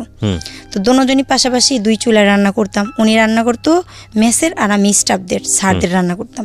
ও আর কি আমার সাথে দুষ্টামি করতো, এটা বলতো কি আমার জন্য একটা মেয়ে দেখেন না শিপুলাপা, একটা মেয়ে দেখেন না, একটু কথা বলবো, একটু দুষ্টামি করবো, প্রেম করবো, এগুলো বলতো। তখন আমি বলতাম যে এই বারবার এগুলা বলেন, আপনার কেমন মেয়ে দরকার? আমি এবার দুষ্টামি করে, আমি ফ্রি ছিলাম, বলতাম দুষ্টামি করতে করতে। কাজের ক্ষেত্রে অনেকে অনেক কথা বলতেই পারে, তো বলতাম। তো আমি বলতাম কেমন মেয়ে দরকার আপনার? পরে বলে আপনার মতন হইলে চলবে, আমাকে আবার বলতো। তো আমি বললাম তাহলে আপনি আমার নাম্বারটাই নেন। আমি এবার এই কথা বলছি, আমার নাম্বারই নেন। পরে উনি কি করে, আমার মোবাইলটা নিয়ে ওনার নাম্বার উঠায়া ওনার মোবাইলে ফোন দেয়। তখন আপনার হাজবেন্ড কি দেশে না দেশের বাইরে? বাইরে, তখন মালয়েশিয়া। দুবাই থেকে তো আইসা থাকলো 2 বছর, তখন আপনার হাজবেন্ড আবার চলে গেল। হ্যাঁ, মালয়েশিয়া চলে গেল। পরে ও আমাকে বলে যে আমাকে ফোন দেয়, ফোন দিয়া বারবার ও ফোন দিয়ে ও কথা বলে। আপনার কি ওই সময় ওই ছেলেটাকে ভালো লাগতো নাকি এমনিতেই? মানে ভালো লাগতো, মানে স্মার্ট ছিল, মানে একটা মেয়ে যেরকম একটা ছেলে বা যেরকম একটা মানুষকে সবসময় মানে আর কি পছন্দ করে, ওর মধ্যে সেরকম সবকিছুই ছিল। তো সে কারণে আপনি ওকে ইচ্ছা করে নাম্বারটা দিয়েছেন? ইচ্ছা করে না, এটা দুষ্টামির মধ্যেই দেওয়া হয়েছে। কিন্তু যে ওর সাথে রিলেশন করবো বা কোনো কিছু, এগুলা তখন মাথার ভিতরে আনিও নাই, এগুলা ভাইবাও দিইনি। ঠিক আছে, দুষ্টামির মধ্যে দিয়ে দিছি নাম্বার। ও ফোন দিত তো দুষ্টামি করতাম। তো মানে কিছুদিন কথা বলার সাথে সাথে, মানে 10-12 দিনও যায়নি, কথা বলতে না বলতে আমার হাজবেন্ডের কানে চলে গেল। চলে যাওয়ার পর আমাকে জিজ্ঞাসা করার পর তো আমাকে ও জিজ্ঞাসা করলো, আমি ওর কাছে স্বীকার যাই, হ্যাঁ কথা বলি। তারপরে মানে এর মধ্যে আমি আবার একটু অসুস্থ হয়ে যাই। সন্দেহ করার পর আমার দুলাভাইকে বলে যে ও হয়তো মানে অ্যাবর্শন করাইছে, এই কারণে হয়তো ওর এরকম হয়েছে, কিন্তু এমন কোনো কিছুই না। ও আর কি আমাকে দেখতাম 35টা কল, 36টা কল, 40টা কল ও আমাকে কল দিত। মোবাইল পকেটে রাখা থাকতো, ইউনিফর্ম পরা থাকতাম তো পকেটে রাখা থাকতো, তো সাইলেন্ট করে দিতাম। উপরে যখন যাইতাম তখন দেখতাম অনেক কল, ছাদে দাঁড়ায় দাঁড়ায় ঘুরতাম আর কথা বলতাম ওর সাথে। ভালো লাগাটা শুরু হলো, তখন ও আমাকে বলল যে আমার হাজবেন্ড কিন্তু আমার তো ওই শারীরিক সমস্যা হইতেই ছিল। তারপর আমি ডাক্তার দেখানোর পর ডাক্তার আমাকে আল্ট্রাসোনো দেয় এবং ইসিজি দেয়। বুকে আমি চিল্লায় কথা বলতে পারি না, বুকের সমস্যা হয়, ব্যথা করে। ইসিজি দেয়, রক্ত পরীক্ষা, প্রস্রাব পরীক্ষা এগুলো দেয়। ঠিক আছে, এখন আমি বলি যে টাকা তো নাই, পরে পরীক্ষা করব। আমি আমার হাজবেন্ডকে বলি যে পরে পরীক্ষা করব। ওর মানে মনের ভিতরে সন্দেহ যে আমি অবশ্যই মনে অ্যাবর্শন করাইছি, যার কারণে আমার এরকম সমস্যা হইতেছে, আর পরীক্ষা করাইলে সেটা ধরা পড়বে। ওকে, ওর ভিতরে সেই জিনিসটা চলতেছিল। মানে আপনার হাজবেন্ড বারবার বলছিল যে তুমি পরীক্ষা করো। আমি বলছি টাকা তো নাই, সামনের মাসে তুমি দিলে তখন পরীক্ষা করাবো। আমি তো ওষুধ আনছি, ওষুধ খাইতেছি, আমার সমস্যাটা একটু সমাধান হইতেছে। পরে ও বলে না, পরীক্ষা করাইতে হইব। আর মানে আর কি পরীক্ষা করাইতে রিপোর্ট যখন নিয়ে যাই, পরীক্ষা করাই আমি, ওর মার কাছ থেকে টাকা নেই। ও টাকা দিতে পারে না, ওর মার কাছ থেকে মানে আমার শাশুড়ির কাছ থেকে টাকা নিয়ে পরে আমার পরীক্ষাগুলো করানোর পর যখন আমি রিপোর্ট দেখাইতে যাই, তখন বলে ওর বোনকে নিয়ে যেতে, মানে আর কি শুনতে পারবে যে আমি এমন কিছু করছি কিনা। কিন্তু আমি তো জানি আমি এমন কিছু করিনি, কিন্তু তার সাথে আমার খুবই মানে আর কি মানে তার খুবই ভালো লাগতো। আর যখন আমার তখন পর্যন্ত কি আপনাদের সঙ্গে এমন কোনো সম্পর্ক গড়ে উঠেছে? না, এমন কিছু হয়নি। এমন কোনো সম্পর্ক বলতে আমি বলতে চাচ্ছি যে মনের আদান প্রদান বলতে যেটা বোঝায় আর কি। হ্যাঁ, মনের আদান প্রদান, ভালোবাসা, আমি ভালোবাসি তাকে, সেটা হয়েছে। হ্যাঁ, সেটা হয়েছে। ও আপনাকে ভালোবাসতো? হ্যাঁ, ও ভালোবাসতো। মানে একই অফিসে আপনারা দুজন কাজ করতেন এবং আপনাদের মধ্যে ধরনের একটা সম্পর্ক? হ্যাঁ, ভালোবাসা। ওকে, তারপর ও আমাকে বললো, তো আমার ছেলে আবার যখন প্লেতে পড়ে, তখন আমার ছেলের আবার এর মধ্যে আবার রেজাল্ট বের হলো, আমার ছেলে A+ পাইছে। আচ্ছা, তো ডক্টরের রিপোর্টের জায়গা থেকে যাই আবার। হ্যাঁ, তারপরে সেই রিপোর্টগুলো নিয়ে গেলাম। নিয়ে যাওয়ার পর বললো যে না, সবকিছু ঠিক আছে, এমনিতেই সমস্যাটা হয়েছে আর কি। ডাক্তারে বললো। তো বোনকে নিয়ে গিয়েছিলেন? ওর বোন আর কি যাইতে পারেনি। আচ্ছা, ওর বোন যাইতে পারেনি, তা আমি আমার একটা বান্ধবীকে নিয়ে যাই। তো তারপরে রিপোর্ট জানার পর আপনার হাজবেন্ড কি বললো? ডাক্তারের সাথে কথা বলাই দিই ওকে। কথা বলার পর কথা বলার পরে জানতে পারে যে না, এমন কোনো কিছু নেই, কিন্তু আমার বুকে একটু সমস্যা আছে, আস্তে কথা বলতে বলছে। বেশি উত্তেজিত হইতে না করছে, আস্তে কথা বলতে বলছে। কারণ জোরে কথা বললে আমার শরীর হাত পা কাঁপে, বুকে ব্যথা করে, শ্বাস টান দিতে পারি না, যার জন্য এতটুকু সমস্যা ধরা পড়ছে, আর কোনো সমস্যা ধরা পড়েনি। তারপর থেকে আমার সেটা ঠিক হয়ে গেছে। ঠিক হয়ে যাওয়ার পরে কিন্তু ও জানতেছে যে ওর সাথে আমি কথা বলি, এটা ও জানতেছে। তো আমার ছেলে পরীক্ষায় ভালো রেজাল্ট করে, তখন আমি বলি আমার ছেলে না অনেক ভালো রেজাল্ট করছে, A+ পাইছে, তো ম্যাডামদেরকে মিষ্টি খাওয়াইছে। পরে ও আমাকে বলে আমাকে মিষ্টি খাওয়াইবা না? তাই আমি বললাম হ্যাঁ খাওয়াবো। আমাকে বলে আমাকে মিষ্টি খাওয়াবো না? তাই আমি বললাম খাওয়াবো। তো বলতেছে আচ্ছা ঠিক আছে, কবে খাওয়াবা? আমি কি যখন বলবা তখনই খাওয়াবো। আমি আবার বলি যখন বলবা তখনই খাওয়াবো। তখন বলতেছে যে কোথায় খাওয়াবা? আমি কি যদি বাসায় আসো তাহলে বাসায় আসলে বাসায় এসে খাবা, আর যদি বলো যে দোকানে খাবা তাহলে দোকান থেকে খাওয়াবো। আমি আবার এই কথা বলছি, কিন্তু ও কোন মাইন্ডে কোন মিষ্টির কথা বলতেছে সেটা আমি কিন্তু বুঝিনি, সেটা আমি পরে বুঝছি।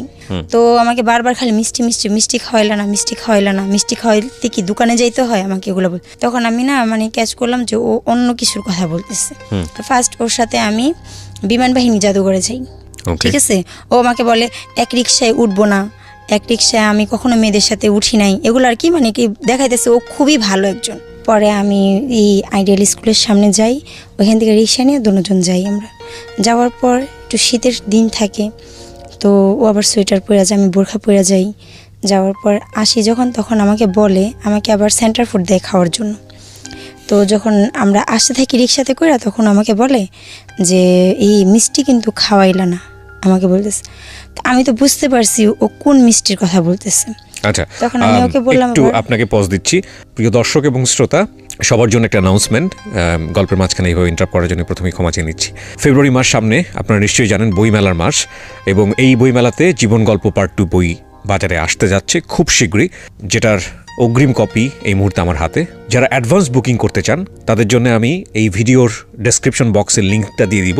আপনারা ওই লিঙ্কে ক্লিক করলেই বইবাজার.com গিয়ে আপনারা বইটা বুকিং দিতে পারবেন। বইটির মূল্য রাখা হয়েছে সব কিছু মিলিয়ে 200 টাকার মতো। আর যারা ফোন করতে চান তারা ফোন করবেন এই নাম্বারে 09611262020। আমি আবারও বলছি 09611262020। দেশের ভেতরে এবং দেশের বাইরে যেখান থেকে দেখছেন না কেন, ডেসক্রিপশন বক্সে যে লিঙ্কটা দেওয়া আছে সেই ওয়েবসাইটের লিঙ্কে, ওখানে গিয়ে আপনারা ইজিলি বুকিং দিতে পারবেন, অ্যাডভান্স বুকিং, এবং আপনার ঠিকানায় বইটি পৌঁছে যাবে। সর্বসাকুল্যে মূল্য হচ্ছে 200 টাকা। সরি আমি ইন্টারাপ্ট করছিলাম, জি বলুন। তারপরে আমি বললাম রিক্সার ভিতরে, আমি বললাম মিষ্টি তো যেখানে সেখানে খাওয়ানো যায় না, তুমি কোন মিষ্টির কথা বলতেছো আমি বুঝতে পারছি, আমি আবার বললাম। পরে বলে যে আমি কি ওইটার জন্য একটা ভালো একটা ওরকম সেফ জায়গা দরকার, আমি আবার ওকে বললাম। বলার পরে ও বলতেছে যে আমি যদি নিয়ে যাই তাহলে তুমি কি যাবা, সেই জায়গায় আমাকে বললাম। আমি আবার বললাম হ্যাঁ যাব। তখন ও আমাকে বললো আচ্ছা ঠিক আছে। তো কথাবার্তা বলে আইসা পড়লাম। মানে আপনি ওকে অফার করেছেন? না, ও আপনাকে অফার ও করেছে। আমাকে অফার করছে। আমি তাহলে যেখানে সেখানে কি মিষ্টি খাওয়ানো যায়? আচ্ছা, আমি ইন ডিটেইলি জানতে চাচ্ছি না বিষয়গুলো, আমি শুধু এতটুকু পরিষ্কার হতে চাই যে একটা অনৈতিক এবং অবৈধ সম্পর্ক যেটাকে আমরা বলি, সেটা আপনারা সেই সম্পর্কের মধ্যে আপনারা গেছেন কি জান নাই? হ্যাঁ গিয়েছিলাম। তো সে আমাকে আর কি বলে যে আমি যেখানে নিয়ে যাব। কমিটমেন্টের বেসিসে ছিল? কমিটমেন্ট বলতে আমি যেটা বোঝাচ্ছি যে না, আপনি বর্তমান যে সম্পর্কে আছেন সেই সম্পর্ক থাকবে না আপনার, সেখান থেকে বের হয়ে যাবেন, বের হয়ে আপনি ওর সাথে সংসার করবেন, নাকি বন্ধুত্ব, ভালো লাগা, প্রেম এখান থেকে হয়ে গেছে? জাস্ট প্রেম এটাই হয়ে গেছে, কিন্তু কোনো প্ল্যান ছিল না, কোনো ফিউচার ছিল না। ঠিক আছে, কিন্তু আমার যখন ওর সাথে ফিজিক্যালি সম্পর্ক হয় তখন আমার মধ্যে একটা কাজ করতেছিল যে আমি ওকে পাইতে চাই সারা জীবনের জন্য। যেহেতু আমি ওইখান থেকে আমি আসছি আর ওর ভালোবাসা পাইছি, এটাকে আমি হারাবো না, এটা যেভাবে হোক এটাকে আমি চাই। ঠিক আছে, তো আমি শুধু ওর পিছনেই ছুটছি, অন্য কোনো কিছুর কথা চিন্তাও করিনি, মাথায় নিইনি যে কি হবে, আমার সংসার আছে বা কিছু। তখন শুধু ওর কথাই চিন্তা করছি 24 ঘন্টা। করতো না, তখন আমাকে খারাপ কথা বলতো। হ্যাঁ, তখন আমাকে খারাপ কথা বলতো, মানে আর কি খুবই বাজে বাজে ধরনের কথা বলতো, মানে এত খারাপ কথা বলতো যেটা আমি ভাষায় প্রকাশ করতে পারবো না। আর ওর মানে আমি তো হ্যাঁ আমি ওকে ভালোবাসছি, যাই করছি আমি ওকে ভালোবাসা করছি, আর এটা আমি জানি। আর আমি আমার ভালোবাসাটাকে আমি এটা অবৈধ সম্পর্ক যেটা আমার করা উচিত হয়নি, আমি একটা সংসারে থেকে এটা করছি, এটা খুবই খারাপ, কিন্তু আমি ওকে ভালোবাসছি, আমার মন থেকে আমি ওকে ভালোবাসছি। আমি যেরকম সবসময় মনে মনে খুঁজতাম একজনকে, চাইতাম একজনকে, ও সেরকমই একজন, এর জন্য আমি ওকে ভালোবাসছি। আর এমন কোনো সম্পর্কের সাথে আমি কোনোদিনও জড়াইনি। ঠিক আছে, যার কারণে আমি ওকে ছাড়তে পারিনি, যে ওর সাথে আমার এরকম একটা সম্পর্ক হয়ে গেছে, আমি এখন আর ওকে ছাড়তে পারবো না। আমি তো একজনের আমানত আমি ধরে রাখতে পারিনি, আমি তার আমানত খেয়ানত করছি, আমি এখন তার কাছে যাবো কি নিয়ে? আমি তার কাছে আমার মনের কথা, আমি তার কাছে আর যাবো না ফেরত। ঠিক আছে, আমি এখন যাই হইব আমি ওকে চাই, কিন্তু ও কখনো বিয়ের কথাটা আমাকে বলতো না। ছেলেটা কখনো আপনাকে বিয়ের কথা বলতো না? ও বলতো এটা অসম্ভব, এটা কি হইব, কখন এটা হইব না। ঠিক আছে, কিন্তু ও আমার সাথে সেই সম্পর্ক ও আমার সাথে বজায় রাখছে, কিন্তু ও আবার বলে এরকম বিয়ে হবে না, এটা বলতো সবসময়, কিন্তু সম্পর্ক চালিয়ে যেতেছে। এবং আমার হাজবেন্ড যে টাকা পয়সা দিত সেখান থেকে আমি ওকে কাপড় চোপড়, ওর যাবতীয়, ওর মাকে কাপড় চোপড়, ওর বোনকে কাপড় চোপড়, ভাগনাকে কাপড় চোপড়, মানে এভরিথিং সব আমি ওকে দিতাম। মানে আপনার জামাই যে টাকা পয়সাগুলো পাঠাতো বিদেশ থেকে সেগুলো আপনি ওকে দিতেন? হ্যাঁ, আর ওর থেকে নিতাম এইভাবে কইরা কইরা আমি নিতাম। নেওয়ার পরে আর ও আর কি আমাকে, তারপরে যখন ও আর কি সবকিছু জানতে পারলো যে আমি এখনো চালাই যাইতেছি আর টাকা পয়সা মানে আর কি ওর থেকে নিতেছি, অনেকভাবে আমি অনেক কৌশলে ওর থেকে টাকা পয়সা নিয়ে আমি ওকে দিতেছি, ওর ফ্যামিলিকে দিতেছি, ওকে দিতেছি, ওর জন্য ভালো ভালো খাবার 8 আইটেম 10 আইটেম খাবার রান্না করে ওকে দিতেছি, দিয়া পাঠাইতেছি। এতটাই ভালোবেসে ফেলেছে? হ্যাঁ, এতটাই, মানে ও তো গাড়ি চালাইতো, মানে আর কি খুব ভালো ভালো খাবার রান্না করে আমি ওর জন্য পাঠাইতাম। তারপরে ও আবার সেই খাবারগুলো খাইতো, খাওয়ার পরে আবার যখন ওর প্রয়োজন পড়তো আবার আমাকে বলতো যে এটা রান্না করে দিবা, রান্না করে দিবা। ও আমাকে বলতো, ওরও তো মিনিমাম রকমের একটা সম্মান বোধ থাকা উচিত, মানে আত্মসম্মান বলে একটা ব্যাপার আছে মানুষের। কেন বলছি, ও তো একটা জিনিস খুব ভালোভাবে বুঝতো যে আপনাকে বিয়ে করবে না, তার মানে এই সম্পর্কে ও জড়াচ্ছে। তাও নয়, বুঝলাম যেখানে নৈতিকতার সমস্যা আছে, কিন্তু বিদেশ থেকে একটা লোক কষ্ট করে টাকা পাঠাচ্ছে, আপনি একজনের হাউস ওয়াইফ, সেই টাকায় সে খাচ্ছে, আপনি নিজের মায়ের জন্য নিয়ে যাচ্ছে, আবার মানে মানুষের বিবেকবোধ নেমে গেলে আসলে যা হয় আর কি। যাই হোক, আল্লাহ সবাইকে বিবেক দিক, এছাড়া তো কিছু বলার নাই। তখন আমি ওকে খাবার রান্না করে দিই, সব রান্না করে দিই, কিন্তু আমি সে খাবার খাই না। আমি ওকে খাবার দিয়া আমি মানে ডাল ভাত এগুলো আমি খাই। আমার সন্তানটা যে, তাকে আমি ভালো মন্দ খাওয়াইতাম না। ওর জন্য খাবার মানে ভালো ভালো রান্না করতে গেলে তো টাকা পয়সার দরকার আছে, আর আমার হাজবেন্ড যেই টাকা দিত সেটাতে তো হইতো না। ঠিক আছে, আর সেই টাকা দিয়ে সেটা আমি ওকে খাওয়াইতাম, নিজেও খাইতাম না, আমার সন্তানকেও খাওয়াইতাম না, ওকে খাওয়াইতাম। তো তখন আমি ভাবলাম যে এইভাবে তো চলে না। তো আর আমার হাজবেন্ড এগুলো জানার পর কিস্তি মিস্তি সব আটকাই দিল। আটকাই দেওয়ার পরে আমাকে বলতেছে যে ও আমাকে এরকম অশ্লীল ছবি ভিডিও আমাকে দেওয়ার জন্য। হ্যাঁ, তখন আমার আবার খুব রাগ ছিল, মানে আমার জিদ ছোটবেলা থেকে আমার অনেক জিদ, কারণ আমি কি করলাম, জিদ করে আমি আবার ওকে বললাম, তখন বলতেছে খবরদার ভুলও দিও না, এটা আপনি আপনার বয়ফ্রেন্ডকে বললেন? হ্যাঁ, খরচ আটকাই দিছে, কিস্তি আটকাই দিছে, খালামার বাসায় ভাড়া থাকি। আবার আমি বললাম খালামার বাসায় তো এখন ভাড়া আছে, খালু তখন চিলাচিলি করবো, খালামার সাথে আমি কি করব, ঘরে ভিতরে অশান্তি হইব, আমি কি করব। পরে কিস্তির লোকও চলে আসছে বাসায়, এখন রাত্রেবেলা 8টা বাজে আমার বাসায় চলে আসছে কিস্তির লোক। পরে ফোন দিছি আমি ওরে, আমার হাজব্যান্ডকে ফোন দিছি, ফোন দেওয়ার পরে আমি ওনাদেরকে ধরাই দিচ্ছি যে আপনারা বলেন ওকে টাকার কথা, কিস্তির কথা আপনারা বলেন। পরে বলতেছে, বলে কি আমার ছেলের মাকে দেন, আমার ওয়াইফকে দেন, কথা বলছে। তখন আমাকে দিছে, ওনারা ছাদে দাঁড়ায় আছে, তখন আমার বলে আমি যেটা চাইছি সেটা দেও, তারপর আমি টাকা দিব। এটা বলছে। তখন আমি কি করলাম, মানে অনেক কষ্ট লাগতেছে, মানে আর কি কাউকে বলতেও পারি না, শুইতে পারি না। পরে কি করছি, অনেকগুলা হাবিজাবি ওষুধ খেয়ে ফেলাইছি, ঘুমের ওষুধ খাইছি, পাউডার গুঁড়া খাইছি যে মইরা যাম। ওকে বলতেছি, ও আমাকে একটা ভালো পরামর্শ দেয় না, ও বলতেছে কইরো না, ও আমার পাশে আছে সেটাও আমাকে সান্ত্বনা দেয় না, আর আজকে ওর সাথে সম্পর্ক করছি বিদে ও আমার সাথে এরকম করতেছে। তখন আমি এমন ইয়ারফোনতে পড়ছি, তখন আমি শুধু খাইন্দা পরে হুল পাউডার গুঁড়া খাই ফেলাইছি। আমি আপনাকে একটা প্রশ্ন করি, আপনি একটু ঠান্ডা মাথায় চিন্তা করে উত্তরটা দেবেন। যেই মানুষের মধ্যে এত চমৎকার একটা নৈতিকতা আছে আপনার মধ্যে, যে হাজবেন্ড যেটা চাচ্ছে সেটা করাটা অন্যায়, সেটা করা উচিত না, দরকার হলে আমি মরে যাবো তাও আমি এই কাজটা করবো না, যেই মানুষের মধ্যে এত সুন্দর একটা নৈতিকতা আছে, সেই একই মানুষ কি করে হাজবেন্ডের বাইরে অন্য একটা ছেলের সঙ্গে এইরকম একটা অনৈতিক সম্পর্কে জড়ালো? সেটাই তো আমি নিজেও বুঝতে পারিনি, কিন্তু আমি তাকে ভালোবাসছি। ভালোবাসা ব্যাপারটার উপরে না আমরা দুনিয়ার সমস্ত অন্যায়, আবদার, আনএথিক্যাল বিষয়গুলো চাপাই দিই। এটা আসলে লাভ না, এটা লাস্ট এবং লাভের মধ্যে পার্থক্য অনেকখানি। আমি জানি না, মানে আপনাকে আমি কি বলবো, কারণ আপনার অল্প বয়স ছিল সেই সময়টাতে। মানুষের ভুল প্রত্যেকের জীবনেই কম বেশি আছে, কিন্তু ওই যে আমরা যেন কখনোই একটা ঘটনার প্রেক্ষাপটে পুরো মানুষের জীবনটাকে মানে কলাপস করে না ফেলি। দেখেন, এটা খুব ইন্টারেস্টিং একটা বিষয় যে হাজব্যান্ডের কাছে সে ছবিগুলো বা এইরকম কাজে সে জড়িত হচ্ছে না, তার মানে একটা বিষয় যে না এটা করা অন্যায়। আবার এই মানুষটাই একটা বিবাহী বহির্ভূত অন্যরকম একটা অনৈতিক সম্পর্ক, যেটা সামাজিকভাবে স্বীকৃত না, ধর্মীয়ভাবে তো প্রশ্নই ওঠে না, এরকম একটা সম্পর্কের মধ্যে জড়াচ্ছে। চিন্তা করার মতো বিষয়গুলো কিন্তু কেন হয় আসলে। যাই হোক, তারপরে আমি ওকে বললাম, মানে সুইসাইড করার প্ল্যান করছে। তারপর এখন আমার মারা আসার পরে আমার হাজবেন্ড আমাকে হাসপাতালে নেয় না। দেশের বাইরে, মানে কি ও তো লোক দিয়ে নেওয়া হবে না, আমার টাকা তো না দিলে তো আমার চিকিৎসা তো হবে না। তো আমার অবস্থা অনেক খারাপ হয়ে যায়। খারাপ হওয়ার পর আজমল হাসপাতালে আমাকে পরের দিনকে ভর্তি করা হয়। আমার অবস্থা খুবই খারাপ হয়, পুরাটা ওয়াশ করা হয় আমাকে। ওয়াশ করানোর পরে তখন আমার হাজবেন্ডকে আমাকে ফোন দেওয়ার পরে বলে টেনশন করো না, তুমি সুস্থ হওয়া, মানে আমাকে সান্ত্বনা সান্ত্বনা দেওয়ার পরে কিন্তু টাকা পয়সা, কিন্তু কিস্তির টাকা পয়সা কিছু দেয় না। পরের দিন আমি আসার পরে ওর বন্ধুকে বাসায় পাঠায় ভিডিও করবা। তো আমার খুবই কষ্ট লাগে। তখন আমি ওকে বলি যে দেখো আমার শরীর তো ভালো না, আমার শরীরও খারাপ, আমার শারীরিক সমস্যা আছে, তুমি যদি এই কাজটা না করো তাহলে আমি পয়সা পাঠাবো না, পাঠাবো না। তখন আমার অনেক কষ্ট লাগে। তখন ও যখন আমাকে আচ্ছা, ততদিনে কি আপনার হাজবেন্ড জেনে ফেলেছে যে আপনার সঙ্গে এরকম একটা সম্পর্ক চলতেছে বাংলাদেশে? ও সব জানছে। তার মানে এমনও তো হতে পারে যে এই ভিডিওটা চাচ্ছে সে আপনাকে ব্ল্যাকমেইল করার জন্য বা কোনো কিছু করার জন্য, হতে পারে মেবি। সেটাই হইতে পারে। ঠিক আছে, তারপরে আমি ওকে ওর বন্ধুর থেকে ফোন নেওয়া, আমার খালা টয়লেটে থেকে যখন আমি যাই তখন আমার খালা অনেক কান্দে। আমি কি খালা আমার ফোনটা আপনি ধরেন, ওনার হাতে ফোন দিয়ে আমার খালামা অজোরে কাঁদতে থাকে। তখন আমার শুধু এতটুকু লাগছে যে আমি খারাপ করছি, আমি জানি আমি খারাপ করছি, কিন্তু তুমি তো আমার স্বামী না, তুমি আরেকজনের মোবাইলে আমার এমন ছবি কিভাবে চাও?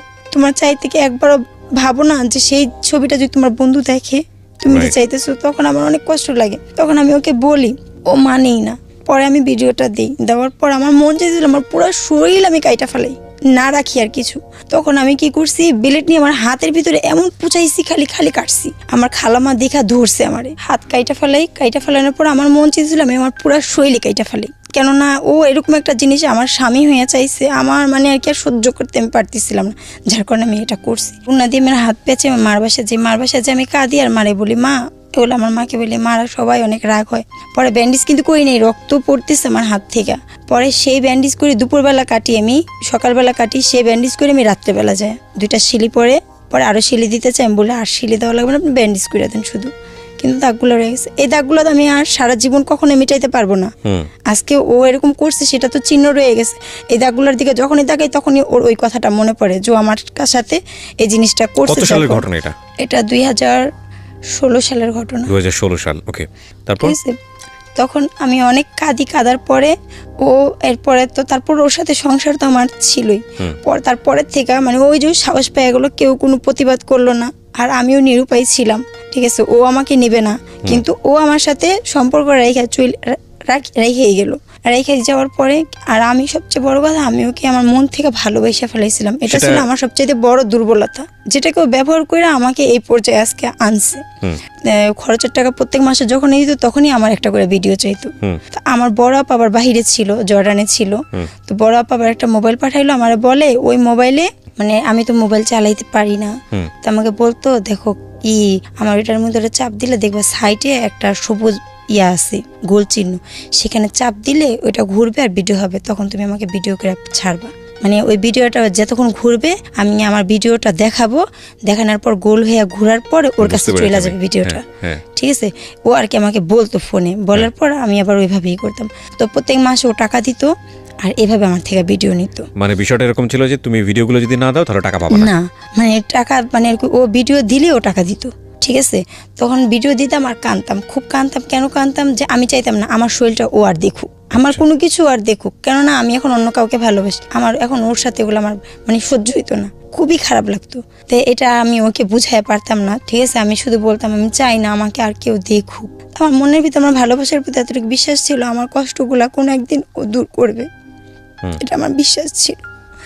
যে আমার ভালোবাসা দেখা ও একদিন হয়তো সবকিছু ফালায় আমাকে ভালোবাসবে, বা আমাকে তো ভালোবাসে, ও বলছে, ও আমাকে বলতো ভালো না বাসলে এতদিন পর্যন্ত সব চাই না আমি তোর কাছে পড়ে থাকতাম না, এগুলো বলতো আমাকে।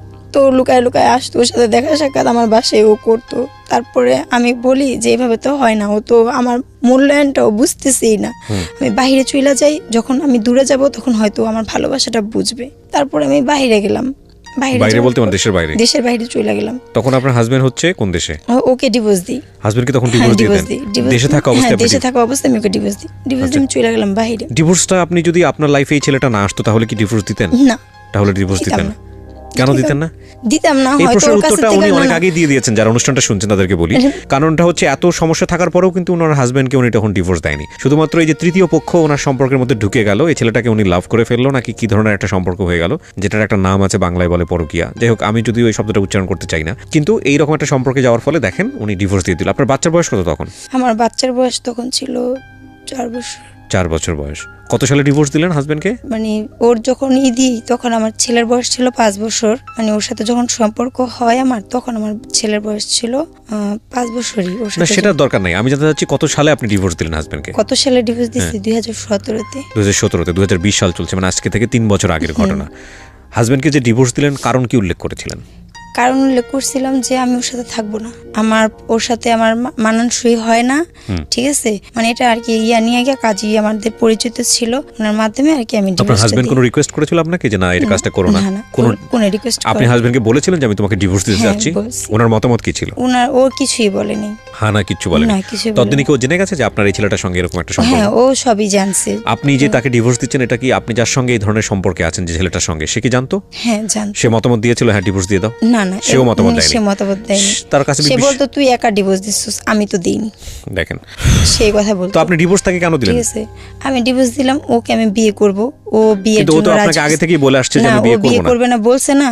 তো আমার কথা হলো গিয়া যে আমি এখন যদি ওর আমার প্রতি যে টানটা ছিল, যে ভালোবাসাটা ছিল, আমার বিশ্বাস ছিল ও আমাকে বিয়ে করবে। ডিভোর্স দিলে বিয়ে করবে? হ্যাঁ, বিয়ে করবে। তো আমার একটা সম্পর্কের থেকে আমি একটা সম্পর্কে থাইকে আরেকটা সম্পর্কে জড়াইছি, এখন সেই সম্পর্কটা আমি ক্লিয়ার না করে তোর কাছে আমি যাইতে পারবো না। এই জন্য আপনার মনে হয়েছে আমি ডিভোর্সটা দিয়ে দিই। তো আমি ওকে ডিভোর্স দিয়ে দিই। আর ও আমাকে মানে আমার একটা জিদ ছিল যে তুমি আমার স্বামী, আমি বলছি আমার যা আছে সব তো তোমারই, তাহলে তুমি কেন আমার সাথে এরকম ভিডিও নিতেছো, তুমি বাংলাদেশে আসো, সব তোমার। আমি এগুলা বলতাম, কিন্তু ও মানতে রাজি ছিল না। তখন মনের ভিতরে একটা জিদ কাজ করলো যে দরকার নেই, আমি প্রয়োজনে আমি একা থাকবো, তারপর তোমার ভাত আমি খাবো না, ঠিক আছে, আমি তোমার সাথে সংসারও করবো না। এই কারণে আমি সব জিনিসপত্র আমার সাজানো গোছানো সব সংসার আমি সব তছনছ করে আমি চলে গেলাম। ডিভোর্স দিলেন? ডিভোর্স দিলাম, আমি চলে গেলাম বাইরে যাওয়ার পরে কিছুদিন মানে আর কি। ছেলে কোথায় তখন? ছেলে আমার মার কাছে রেখে আপনি চলে গেলেন কোন দেশে? জর্ডান চলে গেলাম। জর্ডানে গিয়ে আপনি কি কাজ করা শুরু করলেন? গার্মেন্টসে কাজ করলেন। তারপর তো ও যাওয়ার পর ভাবছি ওর সাথে মনে হয় সম্পর্কটা থাকবে বা থাকবে না, এটা আর কি ভাবতাম। তো দেখলাম সম্পর্ক তো আরো বেশি গভীর হয়ে গেল। বাচ্চাকে নিয়ে আপনার হাজবেন্ডের ডিসিশন কি ছিল যে বাচ্চা আমার কাছে থাকবে বা এরকম? বলছে বাচ্চা এখন তোমার কাছে থাকুক, কিন্তু যখন আমি আসবো তখন আমার ছেলে আমি নিয়ে আসবো। আচ্ছা, তো আপনি রাজি ছিলেন? তা আমি বলছি যদি আমার ছেলে তোমার কাছে যাইতে চায়, কোর্টে যদি তুমি যাও, যদি আমার ছেলে যাইতে চায় তাহলে তুমি নিয়ে যাবে, সমস্যা নেই, কিন্তু আমার ছেলে তো যাবে না। আচ্ছা, যাই হোক, তারপর পরে আমি চলে গেলাম। চলে যাওয়ার পরে ও আর কি করলো, ওর সাথে সম্পর্কটা আরো বেশি গভীর হলো। তখন আমাকে বলল যে আচ্ছা ঠিক আছে, আমার মার সাথে কথা বলি। ওর মার সাথে আমাকে কথা বলাইলো, ওর মাকে আমাদের সম্পর্কটা জানাইলো। কিন্তু আমি কখনো কল্পনাও করিনি যে করবে, কিন্তু একটা মনের মধ্যে একটা বিশ্বাসও ছিল যে হ্যাঁ আমার ভালোবাসা যদি সত্যি হয় ও আমাকে নিবে। কথা বলানোর পরে তো আমি আর কি কয়েকদিন যাওয়ার পর ওর মা আর কি জিজ্ঞাসা করলো মেয়ের কি বিয়েটি হয়েছিল নাকি, এগুলো জিজ্ঞাসা করলো কি ওর মুখ থেকে, যেটা আমার শোনা। তখন ও আবার বললো যে হ্যাঁ বিয়ে হয়েছিল, কিন্তু এখন সম্পর্ক নেই। ও আর কি ওর মাকে আর কি বললো। পরে বললো যাবার কয়েকদিন পরে বললো বাচ্চা কাচ্চা কিছু আছে নাকি, বিয়ে তো হয়েছে ঠিক আছে কিন্তু বাচ্চা কাচ্চা কিছু আছে। তখন বলছে একটা বাচ্চা আছে কিন্তু বাচ্চা ওর কাছে না, ছোট, দাদিরা নিয়ে গেছে, এই কথা বলছে, না ওর কাছে নাই। তো ওর মাকে আমি আবার মানে আর কি ও কিন্তু একটুখানি আগে বলছে, বলার পর তখন আমি বললাম যে আমি আমার কথা আমি আমার ভাবে আমি বলবো। পরে বলতেছে না আমার থেকে না জিজ্ঞাসা করে কিছু বলবা না, ঠিক আছে। তো ওর সাথে আমি রাগারাগি করে আমি কি করছি, অফিস ছুটি হওয়ার পর আমি তখন জর্ডানে থাকি, অফিস ছুটি হওয়ার পর আমি ওর মাকে বলি একটা মানুষ যখন একটা সম্পর্কে যখন আবদ্ধ হয় তখন সে চেষ্টা করে সেই সম্পর্কটা ধরে রাখার জন্য। আমি অনেক চেষ্টা করছিলাম কিন্তু আমি পারিনি। আমি একটা অজুহাত দেখাইলাম যে যেটা করছে আমি বলছি আমি অনেক কষ্টে ছিলাম, অনেক সমস্যা ছিল, যার কারণে আমি ওকে ছাইড়া দিব সারে। কিন্তু মেন সত্যটা তো ও জানতো, ঠিক আছে, ওর মা না জানতো কিন্তু ও তো জানতো। তা আমি ওকে বলি, বলার পরে ওর মাকে বলি আমার একটা ছেলে আছে, ছেলেটা ওর দাদিদের কাছে থাকে, আমার কাছে নাই, এই কথা আর কি বলি। কিন্তু অলরেডি ছেলে আমার কাছে, কারণ আমি যদি ওদের বাড়িতে যাই ছেলে তো যাবে না, আমি একাই যাব, এই কারণে ছেলে কোথায় থাকলো সেটা কোনো না, এর জন্য আমি বলছি কথা। তখন ও আমাকে বললো তুই আমার সাথে কথা না বললা তুই জজের কাছে বিচার চাইতে গেছো, জজ এখন যা রায় দিবে তাই হবে। তারপর ওর মা আমার সাথে প্রতিদিন কথা বলতো, আমি যদি একদিন ফোন না দিতাম ওকে বলতো সে পাতো আজকে ফোন দিল না, ঠিক আছে। তো এইভাবে 1 বছর যায়। এই 1 বছরে আমি যা টাকা পাঠাই সব ওর কাছে, ঠিক আছে। আমার ছেলের জন্য আমি মাসে 3000 টাকা করে দিতাম আমার মার কাছে খরচের টাকা। ও এর মধ্যে আবার 1 বছরের মধ্যে আমরা যেহেতু একজন মুসলিম, ঠিক আছে, আমি আগেও বলছি এখনো বলতেছি, যে আল্লাহ সৃষ্টি করছে তাকে আমরা সবাই মানি যে সে আছে, হয়তো তাকে দেখি না কিন্তু জানি, ইভালুয়েট করেন না, হ্যাঁ কি করেছে, ঠিক আছে। তারপরে সে আমাকে বলে মানে আর কি ফোনের মধ্যে সে আমাকে বলে যে আমি তোমাকে বিয়ে করব। তো আমাকে বলে যে আমি আল্লাহকে সাক্ষী রেখে, নবীকে সাক্ষী রেখা, 30 পারা কোরআনকে সাক্ষী রেখা তোমার মানে নাসির সাহেবের 3য় কন্যা মোসাম্মদ শেফালি আক্তারকে আমি আমার স্ত্রী হিসেবে গ্রহণ করলাম, 2 লাখ এত টাকা দেনমোহর ধার্য করে, হ্যাঁ নিজে ফোনে। তা আমার বললো আমি আমার স্ত্রী হিসেবে গ্রহণ করলাম, কবুল 3 বার বইলা ও কবুল বলে, ঠিক আছে। তা আমাকে বলে তুমি বলো, তুমি বলো। তা আমি এবার হাসতেছি, তা আমি বললাম যে হ্যাঁ, তখন আমি আবার বললাম। তো সেম কাহিনী ও 2 বার করে আমার সাথে। এটা তো প্রথমত এটা আমাদের ধর্মীয় মতে এটা তো বিয়ের বিধান না, ঠিক আছে। কিন্তু আমি সেটাকে, আমরা তো আল্লাহকে দেখি নেই, কিন্তু আমরা যে আল্লাহর কসম খাই একটা কথা বলি, কিন্তু আমরা কিন্তু সেটাকে যারা মানে তারা মানে, যারা মানে না তারা মানে না, কিন্তু আমি সেটাকে মানছি, আমি সেটাকে মনে প্রাণে মানছি এবং আমি তাকে আমার স্বামী বলে জানি, ঠিক আছে। এবং সে 30 পারা কোরআনকে ছুঁয়া হাতে নিয়ে সে বলছে যে সে কখনো আমাকে ছাড়বে না, সে আমাকে ভালোবাসে। 30 পারা কোরআন ছুঁয়ে কোনো ধরনের শপথ কাটার কোনো নিয়ম নাই, এটা আপনারা শুধু না, এটা বাংলাদেশের অধিকাংশ মানুষ এটা মনে করে। কোরআন ছুঁয়ে শপথ করার কোনো নিয়ম নাই, এটা আমি ধর্মীয় ব্যাপারে যে খুব ভালো জানি তা না, বাট যতটুকু জানি তাতে আমার জ্ঞান যদি বলে, যেটা বলে যে না এরকম কোনো বিধান আমি কখনো কোথাও পড়িনি পাইনি। যতটুকু জানি কসম কাটা যাবে শুধুমাত্র একমাত্র আল্লাহর নামে, যেটাকে বলা হয় আল্লাহি। সো আল্লাহর নাম ছাড়া কোনোভাবেই কারো কোনো বিষয়ে কোনো জিনিস নিয়ে কসম কাটার কোনো নিয়ম নাই। এবং কথায় কথায় দেখবেন যে আমাদের গ্রাম অঞ্চলে এটা হয়, বিভিন্ন সময় হয়, কোরআন শরীফ হাতে নিয়ে বলো, কোরআন শরীফ শপথ করা, এটার কোনো নিয়ম নাই, এটা করলে গুনাহ হবে। যাই হোক আপনারা এটা করেছেন, তারপর হ্যাঁ এটা করছে ও 2 বার করে আল্লাহকে সাক্ষী রেখে এইভাবে আমাকে বিয়ে করে। তা আমি সেটাকে আমার বিয়ে বলে আমি মানি। এবং যখন আমি বাংলাদেশে আসি, আসার পর আমার মা বাবাকে সবাইকে জানাই যে আমরা বিয়ে করছি, আর ওর ফ্যামিলি বলছে এসে আমাকে কাবিন করে নিয়ে যাবে।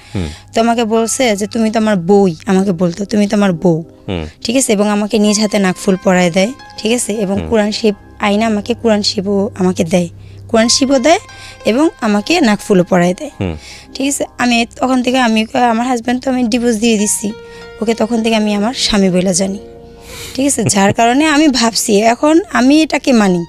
হয়তো আমার রেজিস্ট্রি হয় নাই, রেজিস্ট্রি যদি হইতো যে সে যা করছে যা বলছে সেগুলো হয়তো আমি আমার বুঝাইতে পারতেছি না, ঠিক আছে, বুঝাই বলতে পারতেছি না। করার পরে কি করলেন? তখন আমার মাকে আমি বলি যে মা আমরা বিয়ে করছি, আমি আমার মাকে বলি। তো ওকেও বলি যে মাকে এই কথা বলছি, তখন ও আমার কথায় ও সায় দেয়। ঠিক আছে, ও কিন্তু আমত হয় না, কেননা ও আমাকে বিয়ে করবে, ঠিক আছে, ও আমাকে নিবে, ওর ফ্যামিলি আমাকে নিবে, যার কারণে ও সেটাতে থাকে। তখন আমরা ওইখানে আমার ছোট বোনের তো বিয়ে হয়ে যায়, ছোট বোনের হাজবেন্ড আর আমরা একসাথে ভাড়া নিই, একটা ফ্ল্যাট ভাড়া নিই। তখন আমরা সেখানে সংসার করি, আমার ছেলেও থাকে। সংসার করেন? সংসার করেন আপনারা এই বিয়ের উপর বেসিস করে? এই বিয়ের উপরই করে আমরা সংসার করি। মানে সবকে জানাই শোনায়? হ্যাঁ, সবাইকে জানাই শোনায়। আপনারা কাগজে কলমে লিখিতভাবে বিয়ে করলেন না? এটাই তো ও আমাকে কি বলছে, ও আমাকে বলছে শিপা সব তো হয়ে গেছে, শুধু রেজিস্ট্রিটা হয়নি, রেজিস্ট্রি করলেই হয়ে যাবে, কিন্তু এখন আবার ও সরকারি চাকরির জন্য করতেছে, আবেদন করছে। ঠিক আছে, রেজিস্ট্রি করলে হয়ে যাবে, কিন্তু সরকারের খাতায় যদি নাম কোনোভাবে জায়গা আর তদন্ত করলে যদি ধরা পড়ে, আমার চাকরি থাকবে না, আমার চাকরি আমি নিতে পারবো না। তো তুমি শুধু অপেক্ষা করো কিছুদিনের, আমরা এই রেজিস্ট্রিটা করে ফেলাবো, সমস্যা নেই। তা আমি ওর কথায়, মানে ওর ইয়াতে এতই অন্ধ যে আমি ওর কথায় বিশ্বাস করছি যে সমস্যা নেই, যেহেতু সংসার করছি আর এত দূর আসছে, ওর বাসার সবাই আমার ব্যাপারে জানে। তারপরে ও আবার ওর বাড়িতে আমাকে পাঠাইছে, ও নিজে টিকিট কাইটা আমাকে একাই ওর বাড়িতে পাঠায়। প্রিয় শ্রোতা, জীবন গল্পের এখন পর্যন্ত সেরা কয়েকটি গল্প এবং রেডিওতে অপ্রকাশিত একটি গল্প, একটি বিশেষ গল্প নিয়ে এবারের বই প্রকাশ হতে যাচ্ছে জীবন গল্প পার্ট 2। যারা এই বইটি ঘরে বসেই সংগ্রহ করতে চান, কারণ অল্প সংখ্যক বই বাজারে আনা হয় প্রতি বছরই ফেব্রুয়ারি মেলাকে কেন্দ্র করে, বইমেলাকে কেন্দ্র করে, তারা ফোন দেবেন এই নাম্বারে। নাম্বারটি হচ্ছে boibajar.com-এর এবং নাম্বারটি হচ্ছে 09611262020। আমি আবারও বলছি 09611262020। এই নাম্বারটিতে ফোন দিন। বইয়ের মূল্য রাখা হয়েছে সর্বসাকুল্যে 200 টাকা মাত্র। ওকে, যেখানটায় আমরা ছিলাম। এখন ওর বাড়ির থেকে আসার পর আমি যখন আমার বাইরে যাই, বাইরে যাওয়ার পরে ও যখন চাকরির জন্য হয়ে যায়, ও ট্রেনিংয়ে চলে যায়, আমি বাইরে চলে যাই। বাইরে যাওয়ার পরে ও আস্তে আস্তে মানে আমার প্রতি মানে আর কি আমার পিছে সাইড কাটার চেষ্টা করতেছে। তখন আমি বলে কি হলো তোমার? পরে ও আমাকে বলে যে দেখো এখন আর কোনো কিছু সম্ভব না, খালি ও এই কথাই বলে আমাকে তুমি মাফ করে দাও, এখন আর কোনো কিছু সম্ভব না, আমাকে তুমি মাফ করে দাও। আমার এখন টাকার জন্য ও অন্য জায়গায় বিয়ে করবে, ঠিক আছে, অন্য জায়গার থেকে মানে যেটা ডিমান্ড বলে সেই ডিমান্ড এখন ওর সরকারি চাকরি হয়ে গেছে, এখন অন্য জায়গায় বিয়ে করবে। বিয়ে করার কারণে ও এখন আমাকে আর চাইতেছে না। তো ওর মাকে আমি জানাই যে আমরা বিয়ে করছি, আমরা সংসারও করছি, আমি ওর মাকে জানাই। তো ওর মারা কেউ আমার কোনো কথা শুনে না। আমি মানে যেভাবে পারি আমি আমার পণ্যের জামা বিক্রি করে আমি ওর জন্য টাকা পাঠাই। তখন আমি ওকে বলি তুমি যদি আমাকে ছাইড়েই দিতা, যখন আমি বাংলাদেশে ছিলাম তখন তুমি আমাকে ছাড়তা, তাও আমি মনটাকে বুঝাইতে পারতাম, আমার সন্তান ছিল, আমার সন্তান আমার চোখের পানি মুছা দিত। আজকে তুমি কোন জায়গায় না আমাকে একা করে ফেলাইলে। তো এখন ও আমাকে বলে যে এগুলা করতে করতে ও মানে ওর মাকেও বলি আমি কারো কাছ থেকে কোনো কিছু পাই না। না, কিন্তু আপনাকে ছেড়ে দিল কিভাবে? ও আমাকে বলতেছে যে আমাকে আর এর মধ্যে আমার হাজবেন্ড আরো একটা খারাপ কাজ করছে, খুবই খারাপ কাজ। আমার কিছু ছবি ওই স্ক্রিনশট মাইরা ওই ছেলের কাছে পাঠাইছে। হ্যাঁ, সেই ছবিগুলো স্ক্রিনশট মাইরা ও পাঠাইছে, সেগুলোর জন্য ভিডিও ফুটেজগুলো যেগুলো ছিল, হ্যাঁ ওই স্ক্রিনশট মারছিল, স্ক্রিনশট মাইরা সেটা তো আমি জানতাম না, সেটাতে আমার চেহারাও ছিল। সেটা পাঠায়া পরে দাও ওকে অনেক খারাপ খারাপ কথা বলছে। এখন ওর সেগুলা মাইন্ডে লাগছে, এগুলা নিয়ে আবার ও আমার কিছু কিছু স্ক্রিনশট মারছিল যখন আমি বাইরে ছিলাম। ও আমাকে সেগুলা ব্ল্যাকমেল করছে। কি ব্ল্যাকমেল করেছে? বলছে আমি যদি কোথাও যাই তাহলে ওই ছবিগুলো দেখাবে।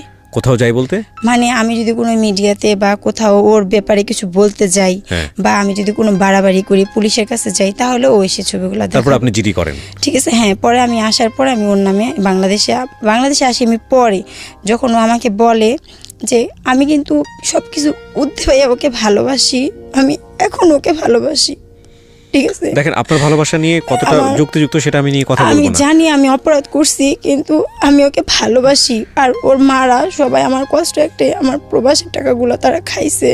আপনি কি আপনার ভুলটা বুঝতে পেরেছেন? আমি আমার ভুলটা বুঝতে পারছি, দেখি তো আজকে আসছি। আমি একটু আপনাকে বলি শেফালি, আপনার মনে অনেক কথা জমে আছে।